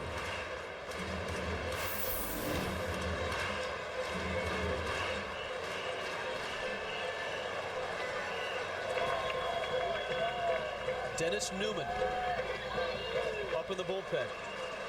Taveras at first, full count, 1 out. Ramirez waits. Taveras running. Swinging a drive left field and deep. Engelhard back. to the track. Again, he makes the catch. Twice Hanley Ramirez has sent him back to the warning track. And twice this old stadium has held the ball. Hanley says, get me back to Miami. That's probably a home run there.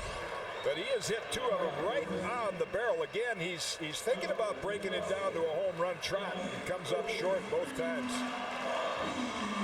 Ball just hangs up and comes down on the warning track for Engelhardt. Well, this is the supreme test now for Quartermans. As you pointed out, it looks like he's tiring. He's got the big left-handed bat of David Ortiz. Ortiz has doubled in 3 trips tonight.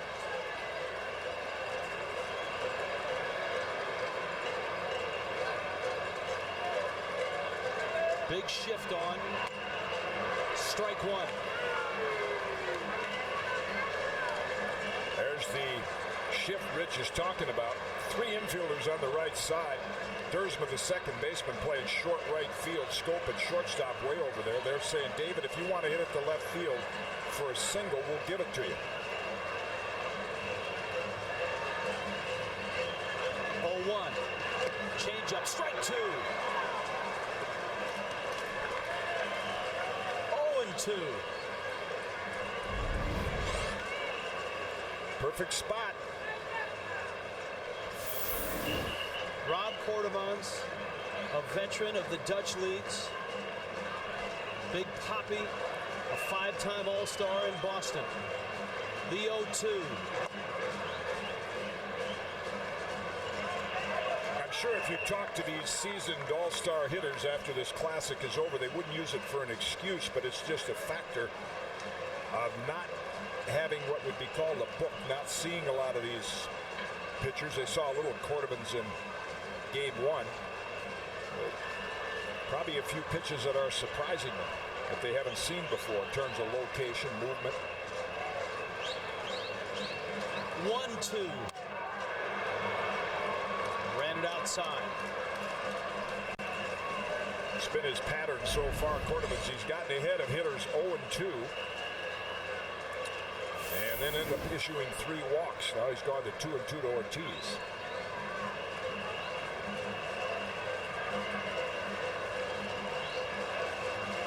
Tavares at first. 2 outs. 2-2 coming.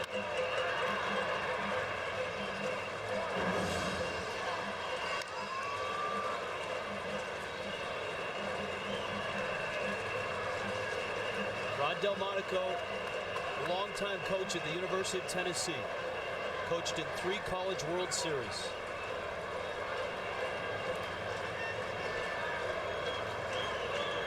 Tejada waits.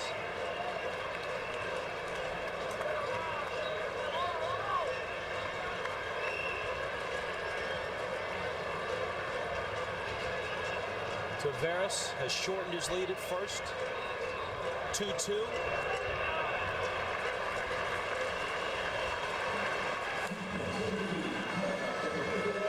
Yeah, that's not Rob Quartermans.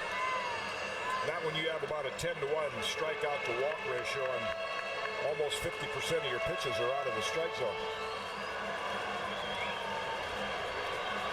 Full count. 2 outs. They want Simon to play behind Tavares. Go ahead and let him get a head start, but get in position where you can knock a ground ball down.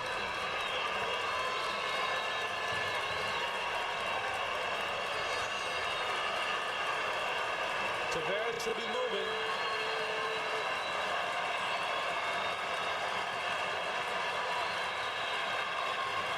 There he goes. He popped him up on the infield.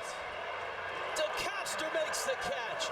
Surprises? You want surprises? We got another one here in San Juan.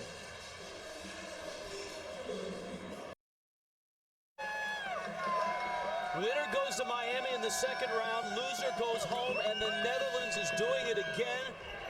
They are scoreless. The Dominican and the Netherlands. Willie Ibar is now at first base. He comes in for Ortiz. Pedro Martinez into his third inning of relief, and Randall Simon looks at strike one. Netherlands probably happy about that. No disrespect for Willie Ibar, but David Ortiz, as he was in the Saturday game when he was taken out for a pinch runner, is now out of the game. We saw it with Carlos Lee and Panama. I think we've seen it with Randall Simon. When you're a team and you have that one big bat, sometimes that one big bat tries to do too much. Simon reaches out, pokes it down the left field line, cruises over, and he reaches up and makes the catch.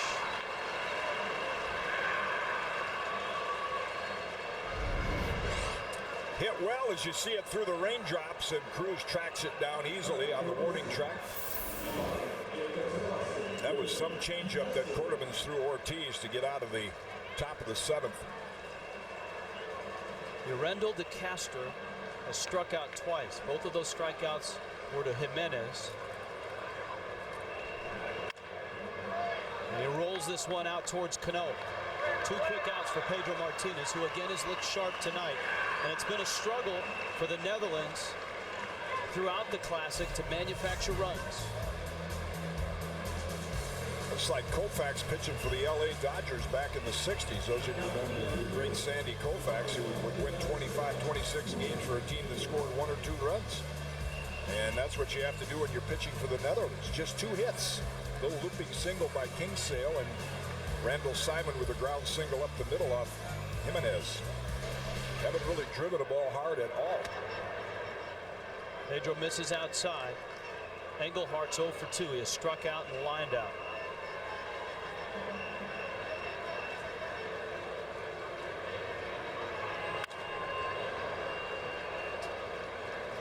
One ball, 1 strike. A stunning upset on Saturday put the Dominican Republic in an elimination game against Panama. They pounded the Panamanians 7-0. High pop, Tejada over with room, makes the catch. Pedro is sharp in his 3 innings, and on we go in the rain in San Juan. Still scoreless.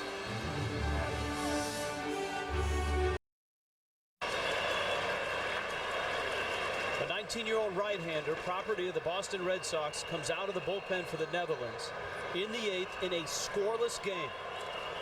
Winner gets to the 2nd round, loser is eliminated. And he's been right in the middle of it. Pitched an effective inning on Saturday to help the Netherlands win, and then it was his base on balls yesterday that was the downfall. Puerto Rico capitalized and scored 3. Tejada takes a strike. Tejada, Guillen, and Cano. A look at Newman.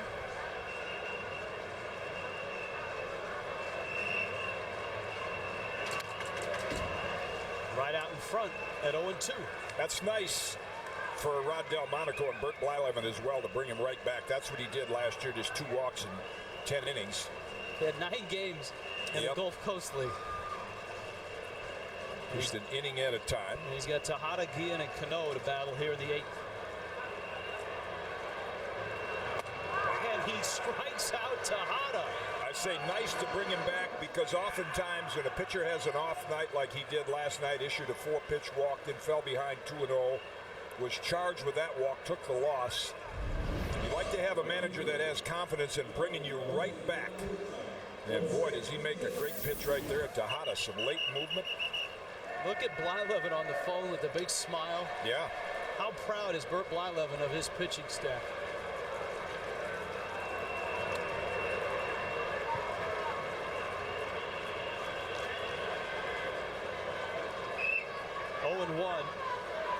To Jose Guillen.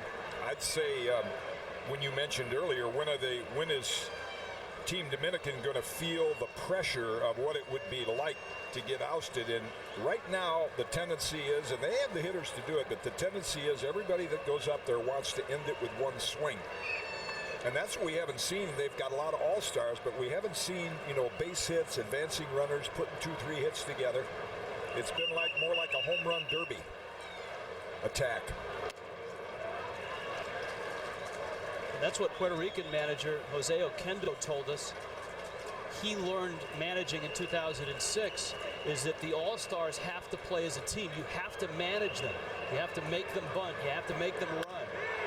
Guillen hits a high fly ball to left. Engelhardt is over. And he makes the catch. The winner of this game goes to Miami in the second round. The winner of our next game will go to San Diego in the second round. Cuba against the surprising Aussies. That's coming up tonight at 10 Eastern. And your viewing day for the World Baseball Classic will be here at 5:30 Eastern. Then it's on to Toronto and to Mexico City. Rich Waltz along with Jim Cott. We have seen some unbelievable things in San Juan. The darlings of the Classic, the Netherlands. They toppled the Dominican Republic on Saturday. They nearly did in Puerto Rico last night. And here they are with a chance to get to the second round, with a chance to knock out one of the Classic's favorites. A scoreless game in the eighth. Outside corner, Newman evens the count 1-1.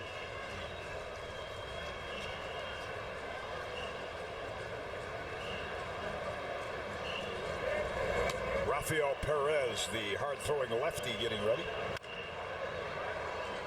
1-2 to Robinson Cano. And as good as the starter has been Jimenez and then Pedro, one of the strengths of the Dominican team is the live arms they bring out of that bullpen. 25 innings in this Classic. The Dominican Republic has yet to give up an earned run. Edinson Volquez gave up 3 unearned runs in his start on Saturday. 1-2.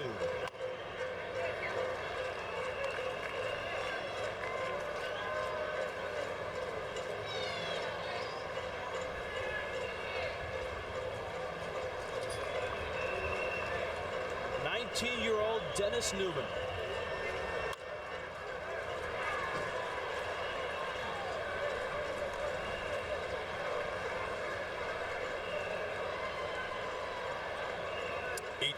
Earned run average, based mostly on the 2 base on balls he issued last night.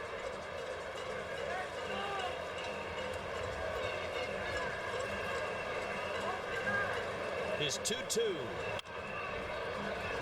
And Cano battles.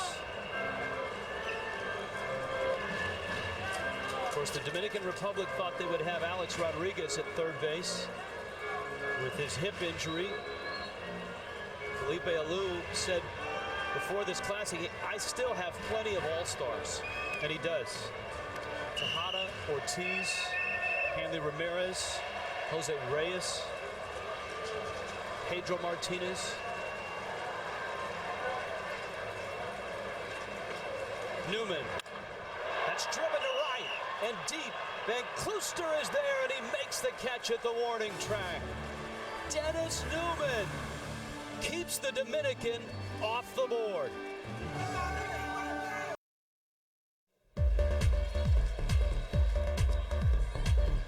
The tension is building. Elimination is at hand for one of these teams. The darlings of the Classic, the Netherlands, have knocked off the Dominican once already. And right now in San Juan, in the bottom of the 8th inning, we are scoreless.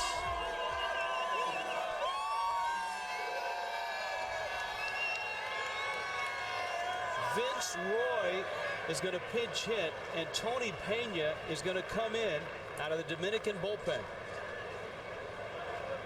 Roy drives it to left and deep to the wall. Caught by Cruz. Wow.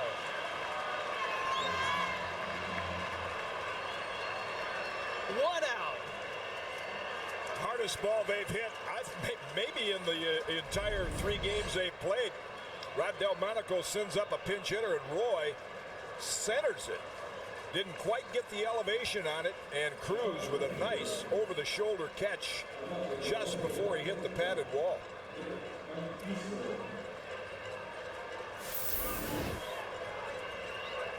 Dirk Van Kluster.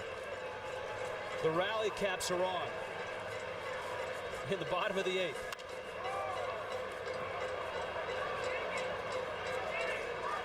See, the rally caps are universal in international baseball.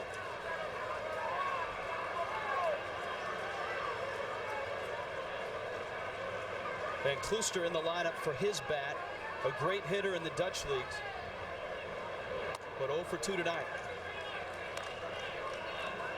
Pretty nice luxury to have if you're Felipe Alou. You bring in Tony Pena, who will be the closer with the Arizona Diamondbacks. He's got 3 or 4 more live arms down there behind him should this game go beyond the 9th inning.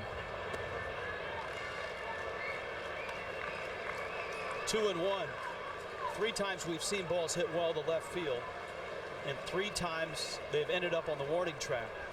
With the wind that has blown throughout this classic from left to right, Hanley Ramirez hit 2 to the track, and Roy and his home run bid came up about 10 feet short.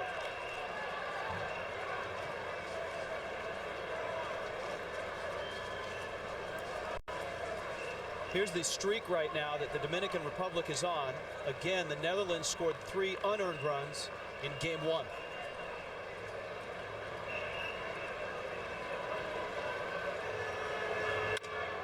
Chopper over the middle. Cano. 2 down here in the bottom of the 8th.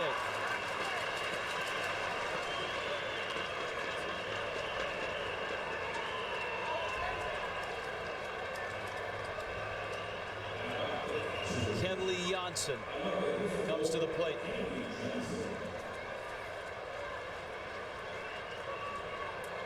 He's hit 9 home runs in the lower minors, so he does have some home run power, but he has struggled with the bat with that long swing.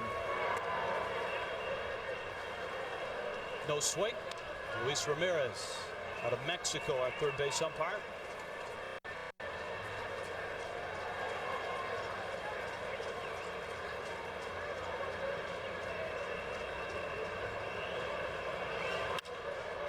Hits it hard on the ground. Cano. Tony Pena works a 1-2-3-8. We go to the 9th in San Juan, scoreless.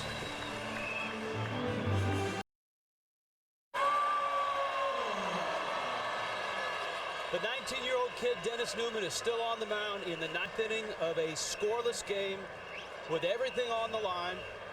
The winner to the 2nd round, the loser eliminated. The Netherlands has done it again. They have battled toe-to-toe with an all-star filled team from the Dominican Republic.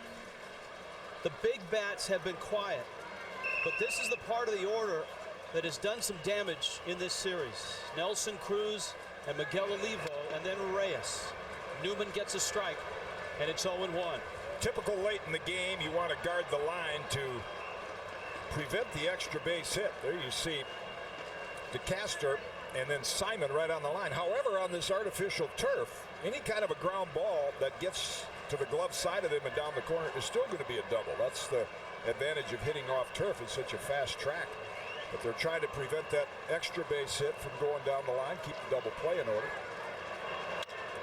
Line shot, center field. Greg Holman is there, and he makes the catch. He just came in the game in a defensive switch. Holman's in center. King sails over and right, and he is tested right away. Well, the latter innings here, at least we've seen a couple of balls hit right on the button, but right at people. The Dominican Republic have had opportunities. They have left 10 men on. And here in the 9th with 1 out, Miguel Olivo stands in.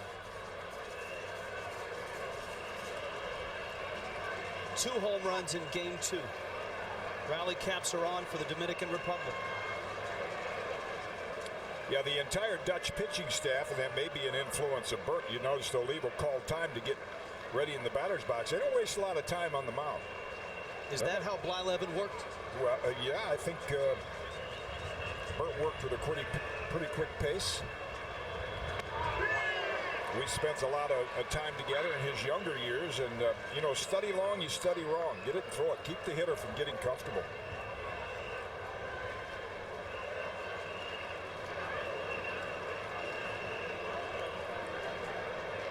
This kid was in the Gulf Coast League last year. Olivo to left field. makes the catch. There's 2 outs in the 9th.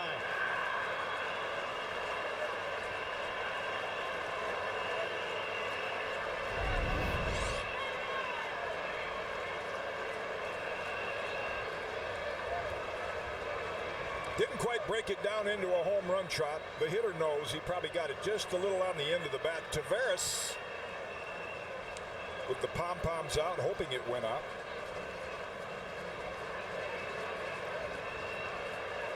How much of that weight of the nation is resting on the shoulders of the Dominican Republic? Well, a lot of it right now. I mean, Rod Delmonico going to make a pitching change. He's got what he wanted out of his hard-throwing Dennis Newman, and now I'll bring in a lefty to face Reyes.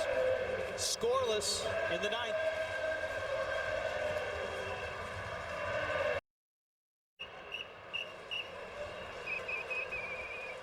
Two outs, top of the 9th, scoreless game. Diego Marquel. First pitch, a strike to Jose Reyes, 29 years old. His first appearance in the Classic, that's what he did last season in the Holland Professional League. Reyes slaps one into center field. He is aboard. Jose Reyes.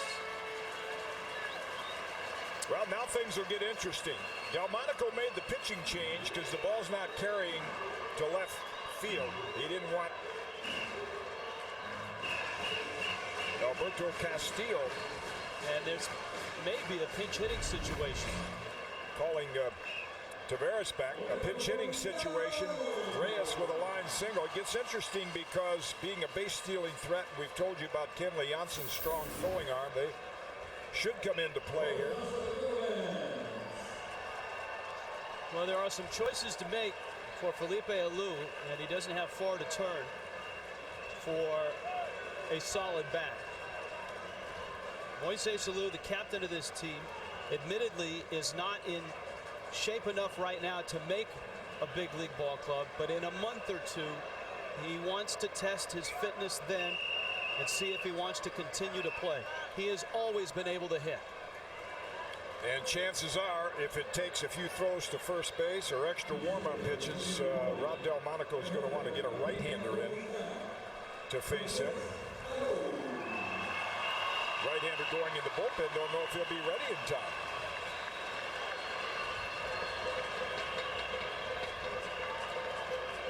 Leon Boyd, the closer. So Reyes is at first. Alou is at the plate. Check swing, strike 1. Boy, this is surprising, but maybe Delmonico, nobody knows the pitchers better than the manager and the pitching coach. Percentage-wise, you'd say, well, you got to get a right-hand pitcher in there, but he's leaving the lefty in, maybe to keep Reyes close at first base and give Janssen a chance to throw him out. Marquel over to first. Now, Marquel pitched in the minor leagues for the Blue Jays. Never got to the big leagues. He was in the minor leagues for 7 years.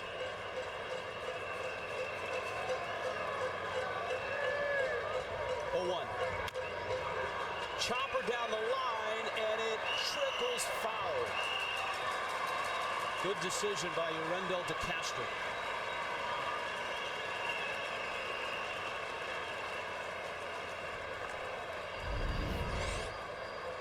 And here's a decision Rich was talking about. Hugging the turf, no way you're going to throw Moises Alou out.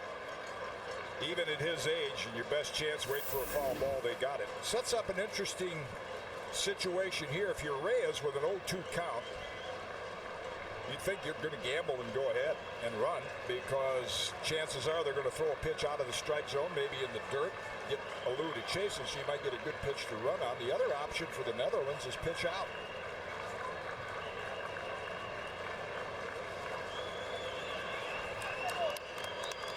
Scoreless in the 9th with 2 outs. Reyes 1-2 to a guy that has done just about everything in his long career. Not a lot of at-bats last year, but he's always hit lefties well.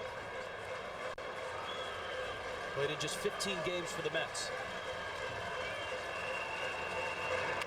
Check swing, roller, scope to first, got him! How about this? The Netherlands coming to the plate with a chance to win it in the bottom of the ninth. What an incredible story this would be. The Netherlands scoreless with the Dominican Republic in the bottom of the ninth. Rafael Perez comes out of the bullpen for the Dominican Republic. Another power arm, well over a strikeout an inning. And you talk about extra inning games or games near the end, it seems the tendency is to try to hit the long ball and win it with a home run. Not the Dutch style again with Ibar and Tejada in at the corners. The way the Netherlands team has to try to win this game is with a bunt, a sacrifice, some kind of way to manufacture a run. Probably not going to do it with a home run. Number 9 hitter, Michael Dersma, leads it off. Strike one from Perez. Tavares left for Alou, and Bautista takes over for Alou in the lineup and in center field.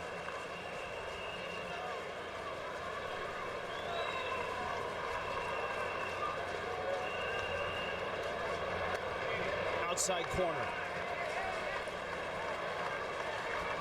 Dersma is 0 for 2. Then you got the top of the order, Kingsale and Scope.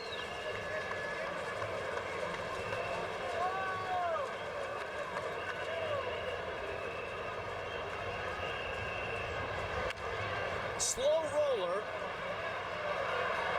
Out at first. Good play by Perez. In the World Baseball Classic, in extra innings, if the game gets to the 13th, it's the Olympic rule. You will start the inning with nobody out and 2 runners on. Each team would get a half an inning of that. And you play from that point on with those rules.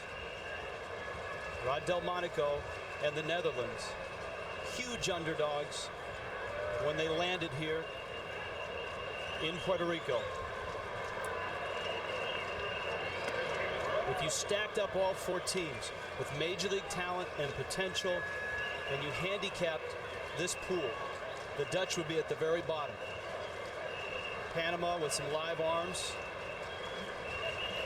Probably the 2 best Dutch pitchers, not even here, in Jurgens and Martis. And yet here they are, needing just a run to advance to the second round and eliminate the Dominican Republic.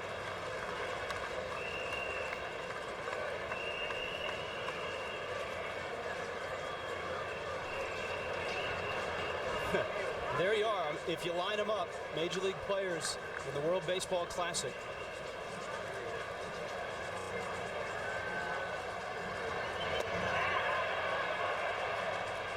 No swing.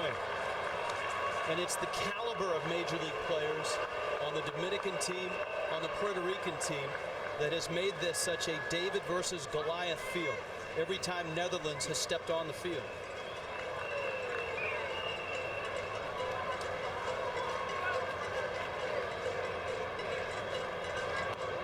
Kingsale swings and misses. And it's 2-2.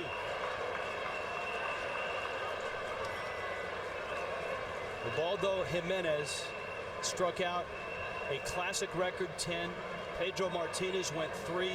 Tony Pena an inning. And now Perez out of the bullpen for the Dominican Republic. Kingsale just trying to get on base. Counts full at 3-2.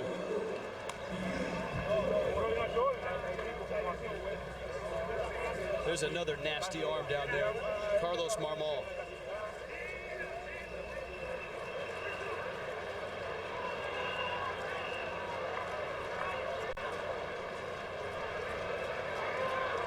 Three-two. High chopper to short. Booted by Reyes. And the Netherlands have a base runner with 1 out in the bottom of the ninth. Was going to be a tough play for the Mets shortstop. Off that artificial turf, and Reyes trying to glove it backhanded with Kingsale's speed. As Rich said, probably the only opportunity he had to field it and throw him out. It goes as an E6. Wow, that's a tough error. Now the pressure on Miguel Olivo. He threw Kingsale out trying to steal back in the third. Scope has been overmatched in this classic. He's 0 for 9. He has struck out all 3 times tonight.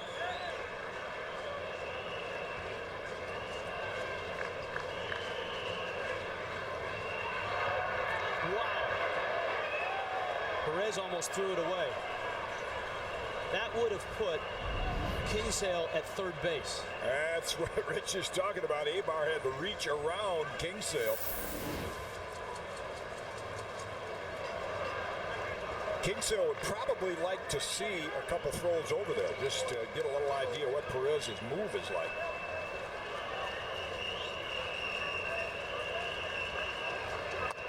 Scope takes a ball. Some of the better base stealers off left-hand pitchers, if you're just going to gamble, you just take off, and if they throw it to first, you have enough speed to get to second, put a little more pressure on the first baseman to make an accurate throw.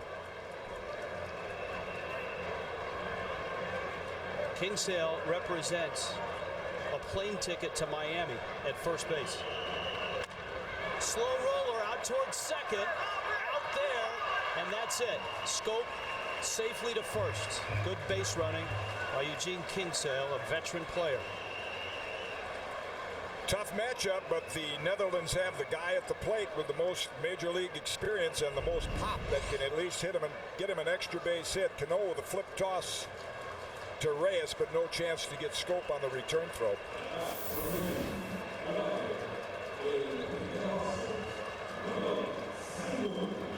Randall Simon. He'd go down in Netherlands baseball history with an extra base hit right here.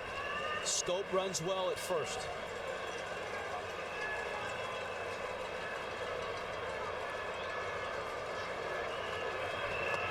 Simon takes ball 1. And of course, with the winning run at first, you want to prevent the extra base hit. And so as a result, look how deep the outfielders are. They're playing way back by the track. They'll give you a single, but not a double.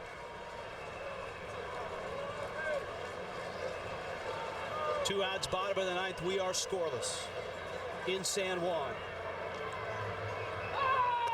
There's a strike. It's 1-1. Winner advances. Loser is eliminated.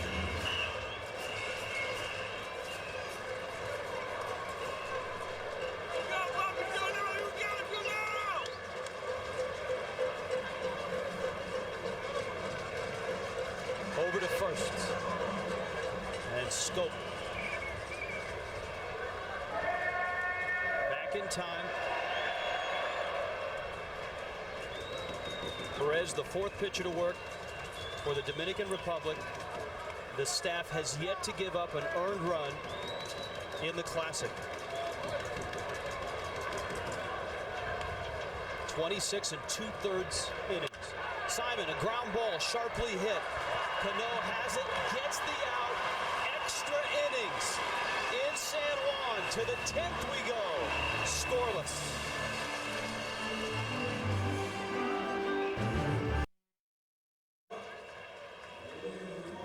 Many had picked the Dominican Republic as a team that could win this Classic. The Dominican Republic isn't going anywhere if they don't win this game. The Netherlands and the Dominican Republic, who met on Saturday. It was the big upset by the Netherlands. They meet here in an elimination game. The winner goes on to the second round. Hanley Ramirez, line drive left field. Engelhardt, who has run down 3 of Hanley Ramirez's fly balls, nabs another one. Well, Rod Delmonico gambling. He's got his closer, Leon Boyd, a right-hander in the bullpen, but he's sticking with the lefty, even against right-hand hitters. Now, let's see if Felipe Alou is prophetic. When he was analyzing his team, of course, they're without A-Rod. He said one of the guys on his team that he thinks of as a winning player that can do so many things is the guy at the plate right now. You don't think of him as the all-star caliber player that a lot of his lineup. Willie Ibar. Well, just pick up the phone and call Joe Madden. Yeah. And he will tell you Ibar's a guy that did a lot of little things right for a team that did all the little things right, the Tampa Bay Rays. Those numbers don't tell you how valuable he was. Markwell misses outside to Ibar with Tejada on deck in the 10th.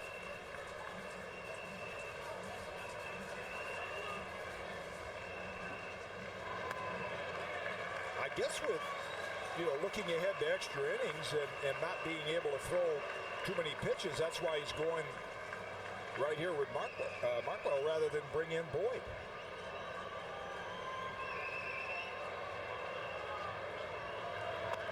Well, there's no question the Dominican Republic has a much deeper and a much more talented bullpen. But what the heck, that's been the case since the first pitch for the Netherlands. Tommaso Marte, lefty, getting ready. Ooh. Big time swing, and you can see the reaction in the Dominican dugout. Willie Ibar got one right in his zone and just missed it.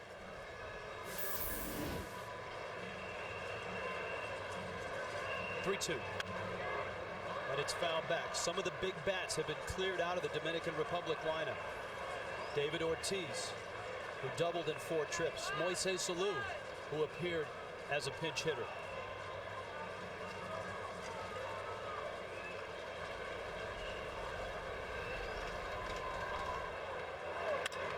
Stroked out towards second.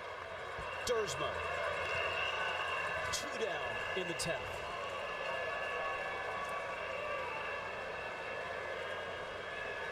And here comes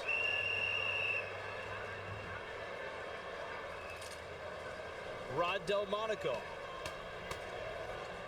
I was about to say Tejada because Miguel was striding towards the plate, but as soon as he saw Delmonico pop out of the dugout, he headed back to the on-deck circle.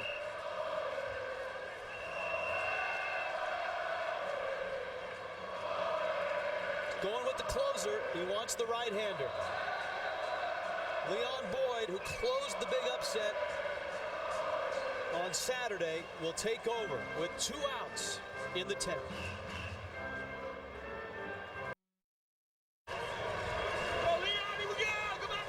Another thriller in San Juan. The Netherlands and the Dominican scoreless. Leon Boyd, the closer for the Netherlands, into the ball game with 2 outs and nobody on in the top of the 10th. Miguel Tejada takes a strike.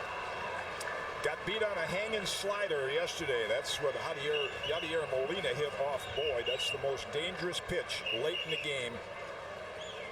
Is a high slider. They go a long ways. And he's got that, again, as Rod Delmonico and Bert Blyleven said, they can bring guys in with some different arm angles. Boyd about 3/4. Now he dropped down a little farther on that one. You might even see him go a little lower, almost like Kent Tekulve used to, the former great reliever of the Pittsburgh Pirates. Who's the guy that Bert Blyleven used as an example when he started to work with Leon Boyd about 2 weeks ago.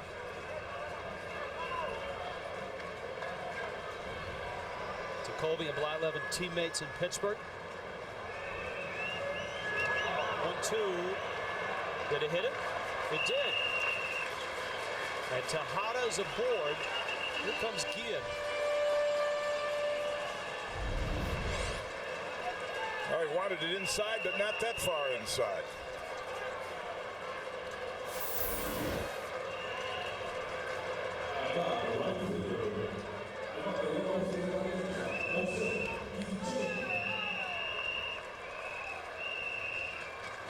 Guillen quiet tonight, 0 for 4.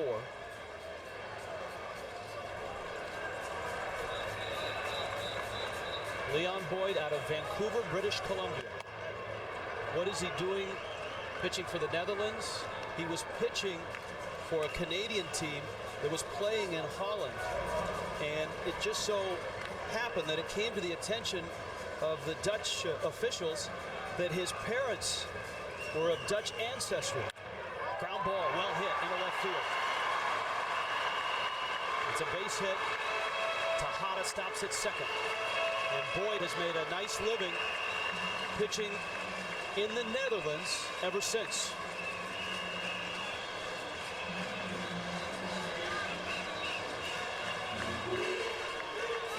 Now he's got to get Robinson Cano.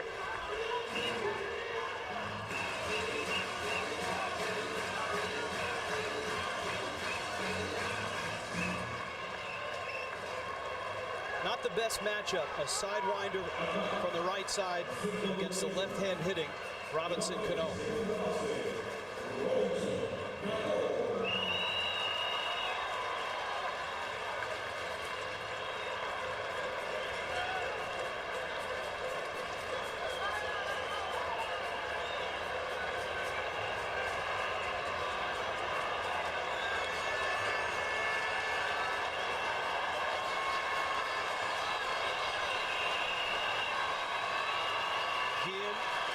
Over at first, Tejada's at second.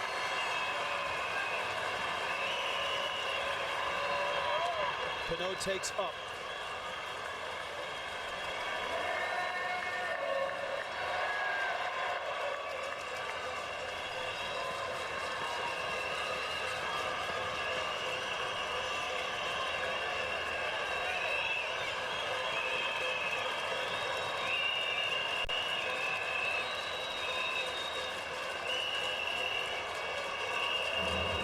Janssen out in front of the plate wants to make sure he and Boyd are on the same page. We have been scoreless. The Dominican Republic has had opportunities. They have stranded 11. And as the zeros have grown up on the board, the pressure has grown on Felipe Alou and the Dominican Republic. A loss here would be a national embarrassment. Strike, 1-1.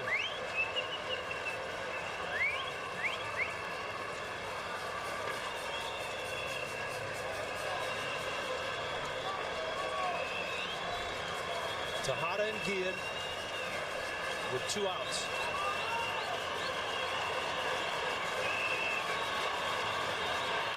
Cano hits a drive into right field. Kingsale is under it and makes the catch. And Leon Boyd comes out of the bullpen and shuts down the Dominican. To the bottom of the 10th, still scoreless.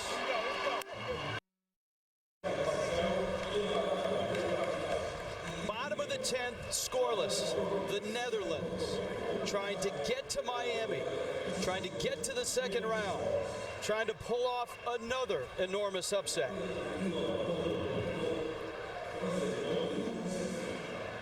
New pitcher, Damaso Marte. Last season with the Yankees, a left-handed specialist.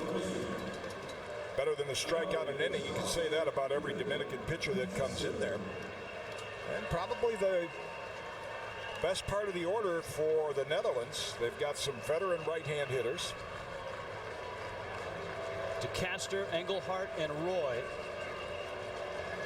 4, 5, 6 in the order. Marte throws a strike. You made the point that with Boyd coming out of the bullpen, Rod Delmonico couldn't wait.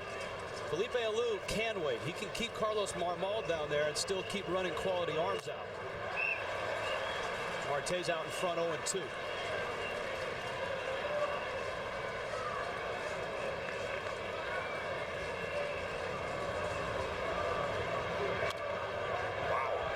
He was on it.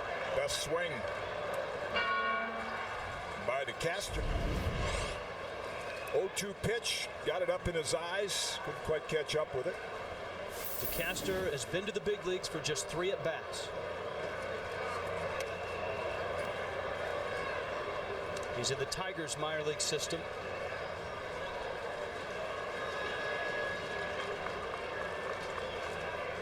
He hit 3 home runs in the 2004 Summer Olympics.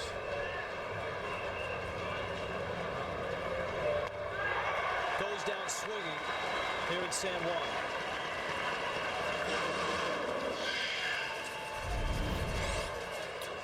Pretty nasty slider right there. After that high fastball, good late break from Marte. Not an earned run in the equivalent of 3 games.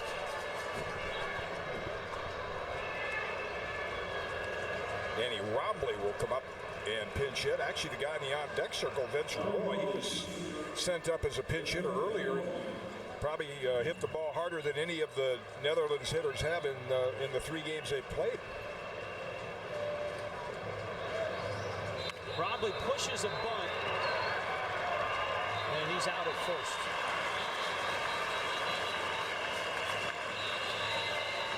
So there's 2 outs here in the bottom of the 10th. And Roy, who drove Cruz to the warning track, will come up.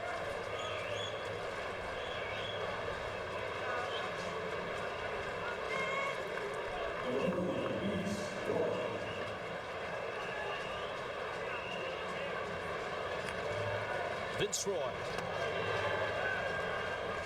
Marte misses in.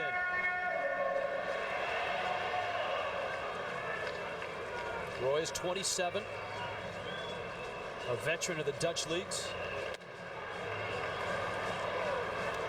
He's in a good hitting situation right now. He's got enough minor league experience to know in situations like this, hitters will draw that little bitty box, like middle of the plate in about belt high. If it's not there, let it go. If it is, turn on it. He drives it in the gap, right center field. Guillen over, Roy around first, and he'll stop there. He's hit the ball hard twice tonight. And the Netherlands with a runner at first. And 2 outs in the bottom of the 10th. 2 good at-bats for Vince Roy. Drives this to right center. Nice job by Guillen getting over to cut it off and hold Roy to a single.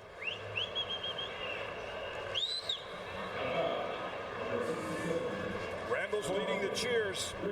We'll get our first look at Greg Hallman, promising young prospect with the Mariners, but he has not swung the bat very well here in the Classic. Good numbers last season in the minor leagues. Seattle's minor league player of the year.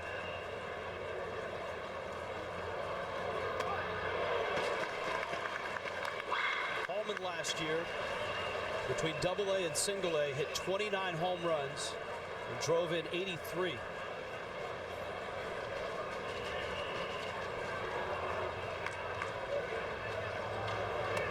Inside, that base hit for the Netherlands, their first since the 3rd inning. Remember, that roller off Kingsale's bat was an error on Reyes.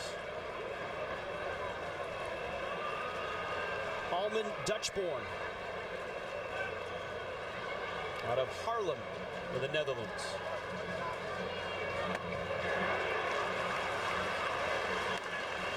One and 2.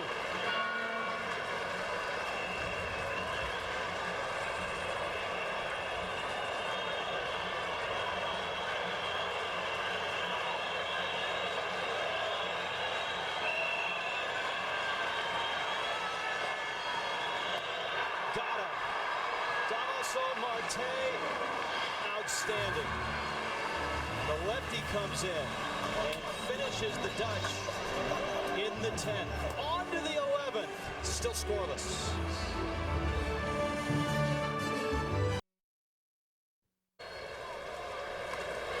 Still scoreless in San Juan.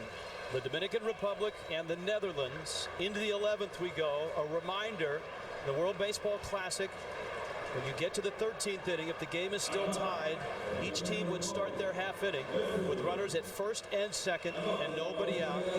It's a rule that many baseball fans came to know in the 2008 Olympics. The way this game has gone, they might want to change that and let them start them at second and third. It's pretty hard to get a run in. Nice. Leon Boyd still out there. Nelson Cruz is up. Drive to center. Hallman back. Got it. 1 out.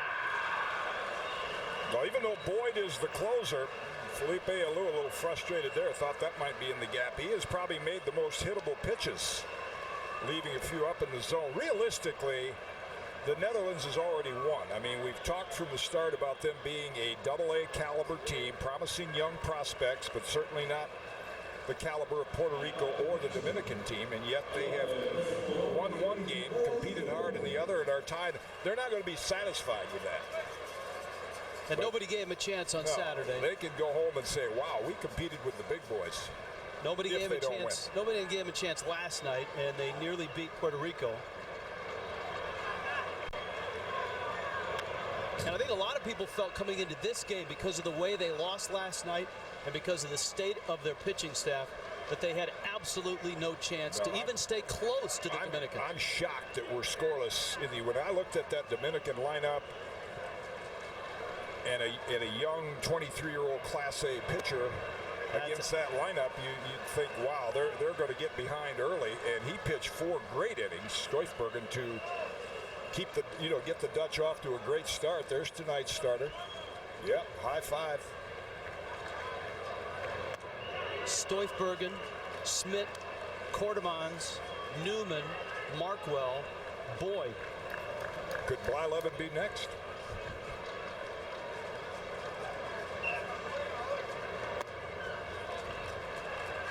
Two and two.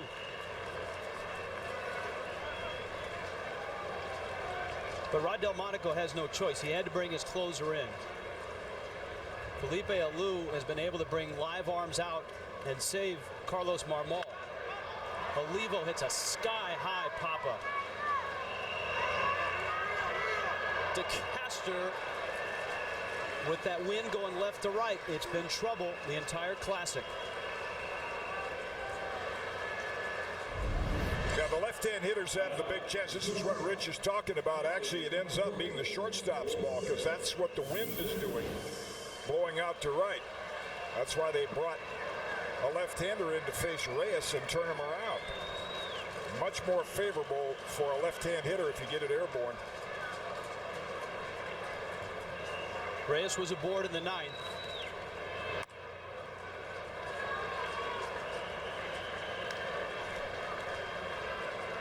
One and 0. 1 for 9 in the Classic is Reyes.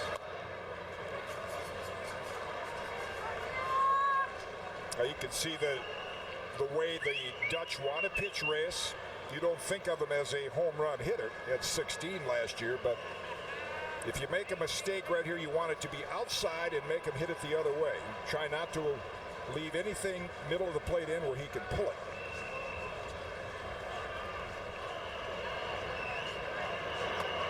Caught the corner.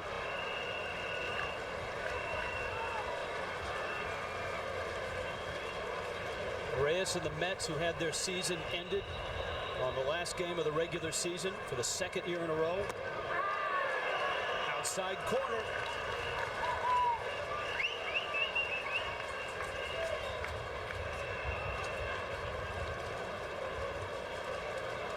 Two and two.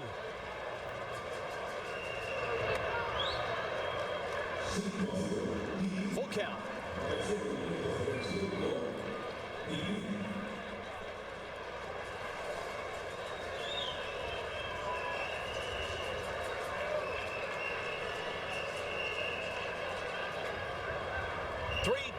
Reyes into the seats.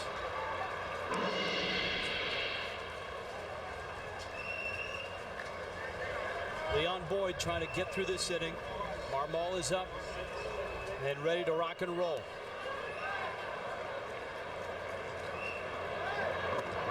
Lost him, and a dangerous man is at first base.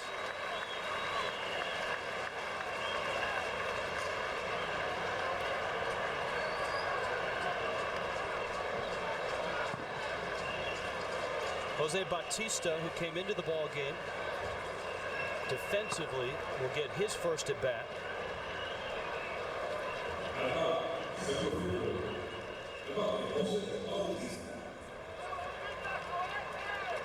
Right-hand pitcher to look at now for Reyes. He couldn't get a jump off the lefty. Let's see how big a lead he gets and whether he's going to test Janssen's strong arm. Strike. Nice job by Boyd. He just came quick set and delivered it in a hurry. Didn't really give Reyes much of a chance to get a comfortable lead. Reyes away. And Boyd, obviously a mystery to the hitters in terms of seeing each pitcher, and a mystery to the base stealers as well. Reyes is running on the pitch, which is fouled at the plate. And that'll bring him back to first. Got to go again. 0-2.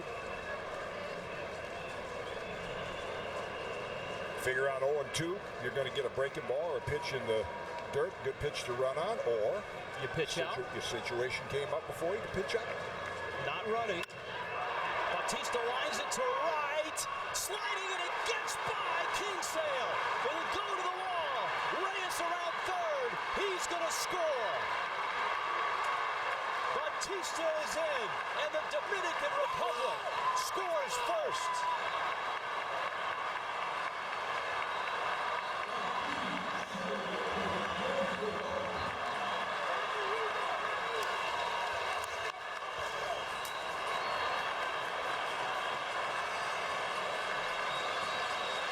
Eugene Kingsale tried to make a sliding catch.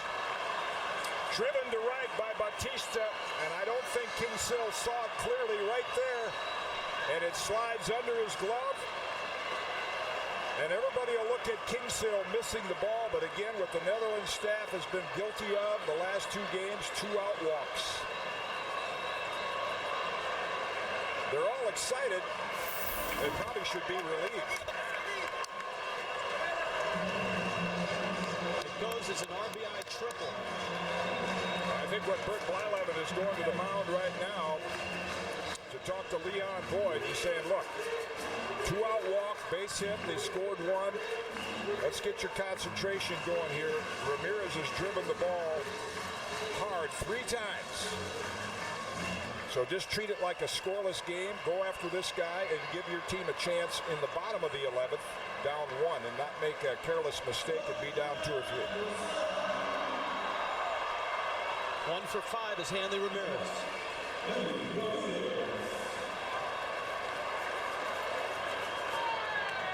Bunting, and it's foul.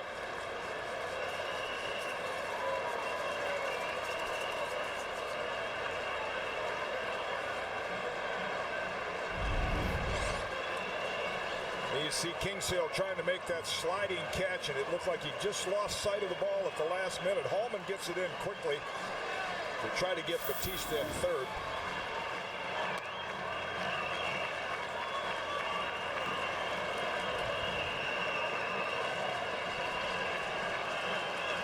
One ball and 1 strike to Hanley Ramirez.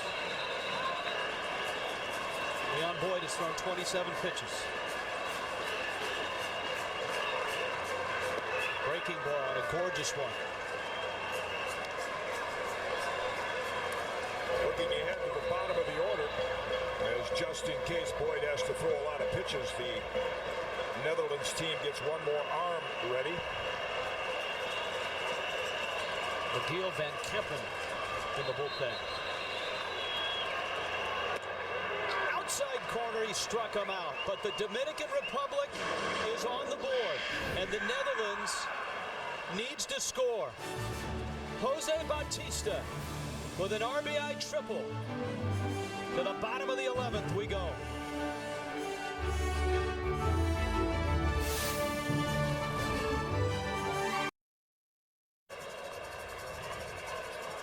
The Dominican Republic has a run in the 11th, and all they need are 3 outs to avoid a national embarrassment and get themselves to Miami. And that's who they have to do it against right there. Carlos Marmol. 114 strikeouts in 87 innings. Not that the earlier pitchers for the Dominican have been tough. This guy's might be the toughest of all. Sidney DeYoung will pinch hit when he takes ball 1. And the Netherlands, as we met, they've won already in terms of being able to compete. But what they're going to look at if they don't come back and win this game, the last 4 runs they've given up. The 3 runs that beat them by Puerto Rico and the one tonight have been scored a base on ball. De Jong hits that ball in the gap, left center field. That ball is off the wall on a hop. De Jong on his way to second. He'll stop there with a leadoff double.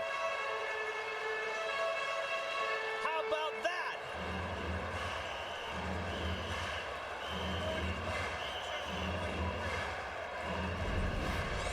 Little shocker for Carlos Marmol. Gets a fastball up in the zone, and De Jong drives it.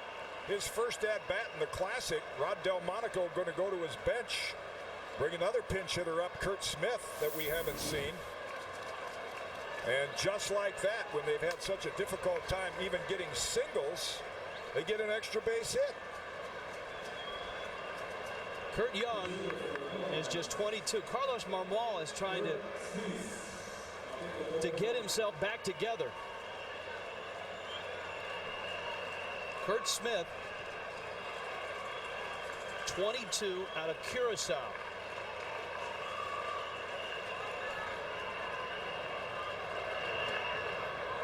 Marmol misses outside. De Jong is at second. Marmol, one of the electric arms out of Lou Pinella's bullpen in Chicago.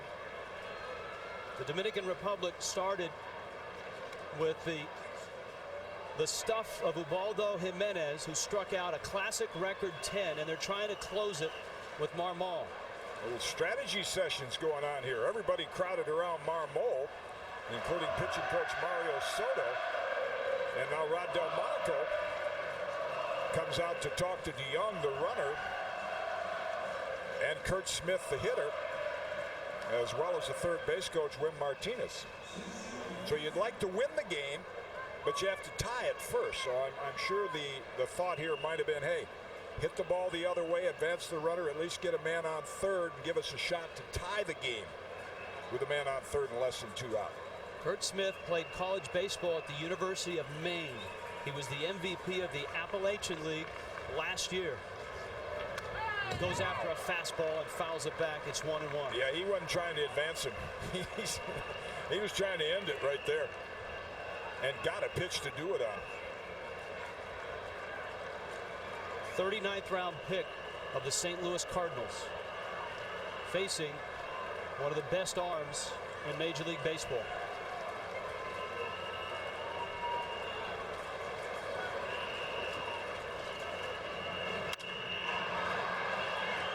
In the air and out of play.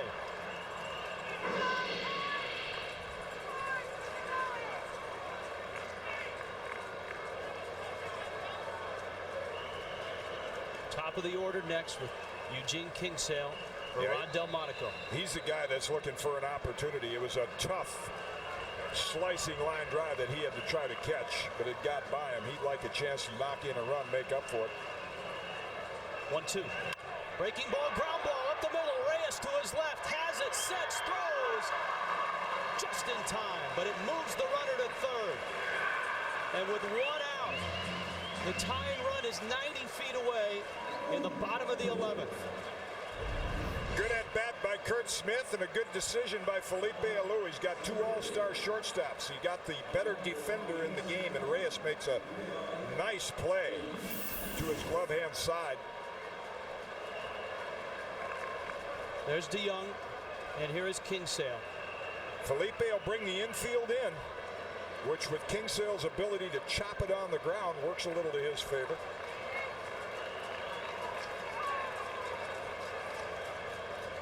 Kingsale has been on base 3 times tonight. Takes an inside fastball.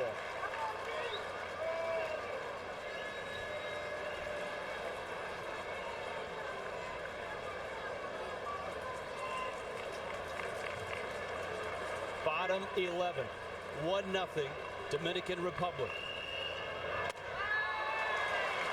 1-1 to Kingsale. He's been around long enough, Eugene Kingsale. He knows his goal here is to try to slap that ball on the ground, chop it on the ground some way. 1-1. 1-2.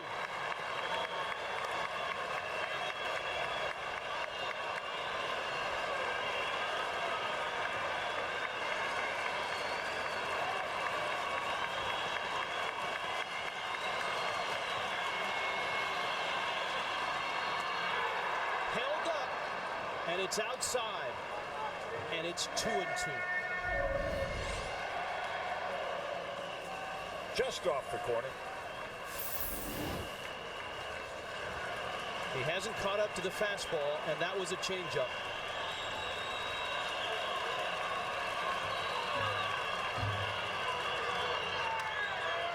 Got a piece and is still alive. Heavy favorites, the Dominican Republic. Everyone thought their first game on Saturday was just a tune-up.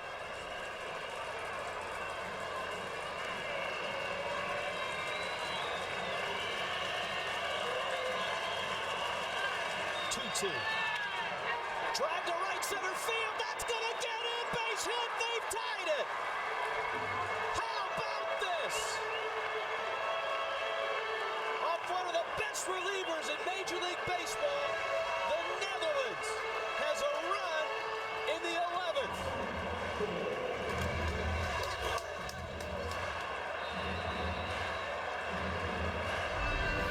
Redemption. Two-strike count. Kingsale, who missed catching that slicing line drive, enabled Dominican to score. Bloops a single into right to tie the game. The Netherlands, who had had one extra base hit in the entire Classic, get one from Sidney Young and a blooping single. Sidney DeYoung and a blooping single and tie the game. And now Kingsale with a threat to steal second base to put the winning run in scoring position. 21-year-old shortstop Charlon Scope, who's 0 for 4. Marmol throws it away. Kingsale on his way to second. Kingsale around second. He's headed to third. He's gonna get there.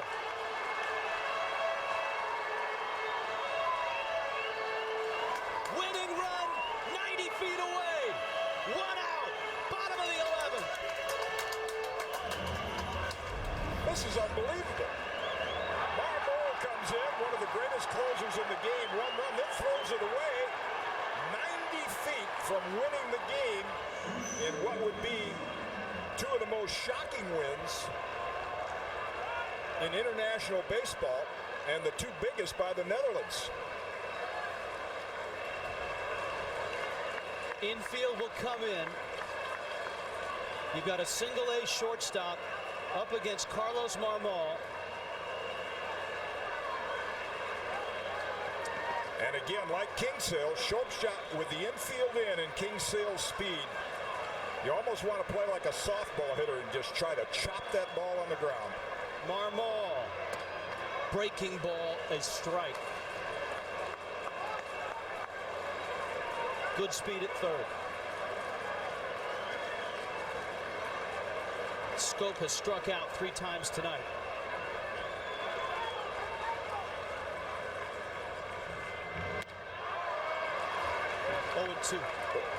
Overmatched.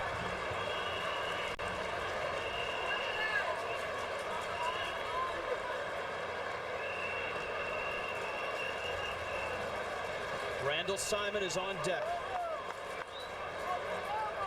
0-2. He came with a fastball. 2 breaking balls and a fastball.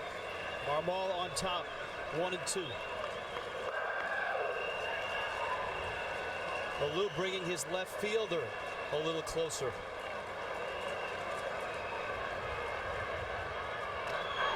Got him. Olivo squeezes.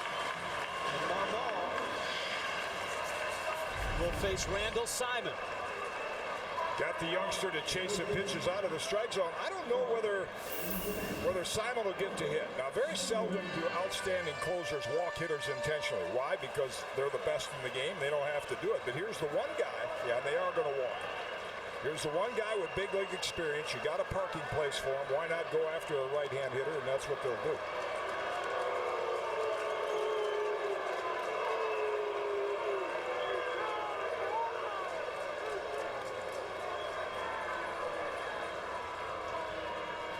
if you're Kingsale, get a little bigger lead off third. You saw Marmol throw it away to first base. Sometimes this intentional pass, you try to aim the ball to the catcher, gets away from it.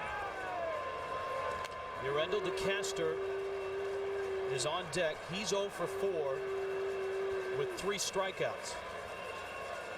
If you've just joined us, this has been an absolute classic. An elimination game. The winner goes to round 2.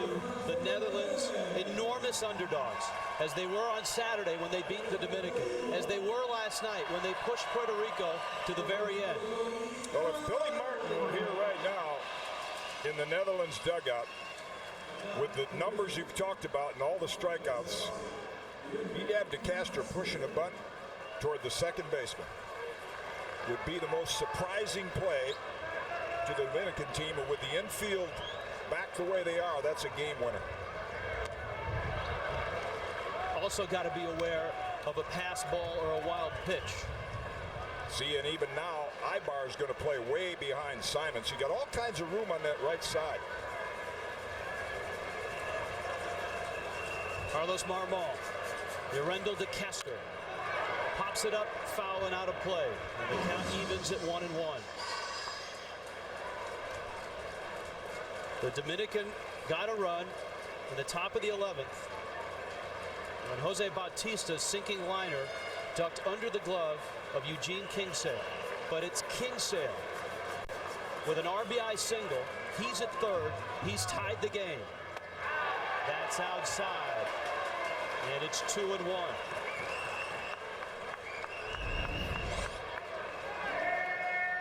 Just missed. Good discipline by DeCaster, laying off that tough breaking ball.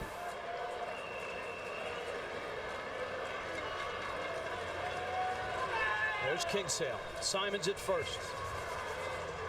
2-1 breaking ball's up, and it's 3-1. Good hitters count.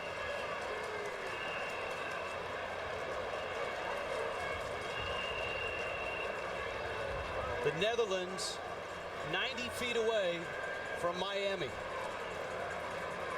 90 feet away from another enormous upset.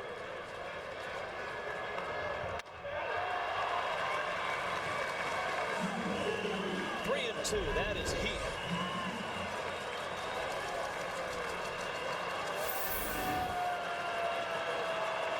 Simon will be moving from first. Danny Rombley's on deck. 3-2 pitch.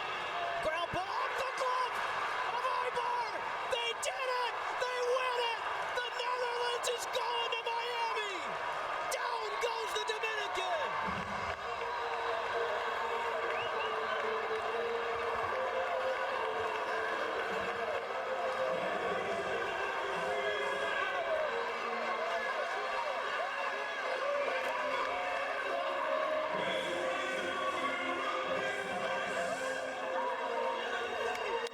Absolutely unbelievable.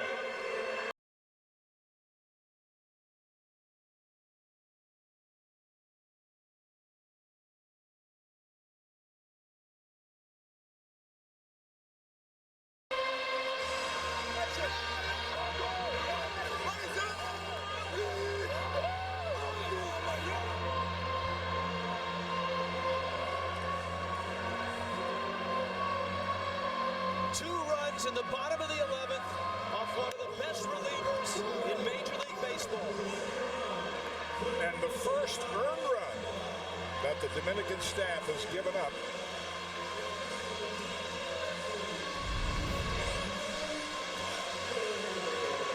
Here's a look at the error by Ibar, but the first run to tie the game, the first earned run the Dominican staff has given up in 3 games, and the celebration begins. Back in Holland, they're saying, you ain't much if you ain't Dutch. Nobody gave them a chance on Saturday. They stunned the world by beating the Dominican.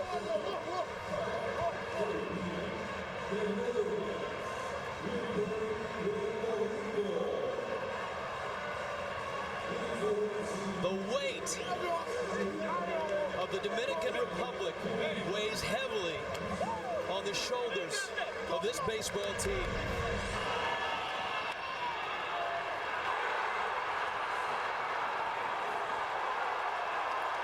Ibar couldn't hold it. DeCaster gets to first. Kingsale scores.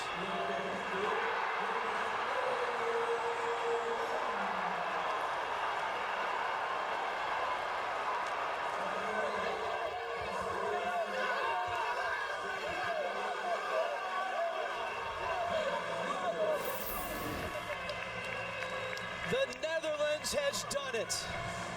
They are headed to Miami. They beat the Dominican Republic.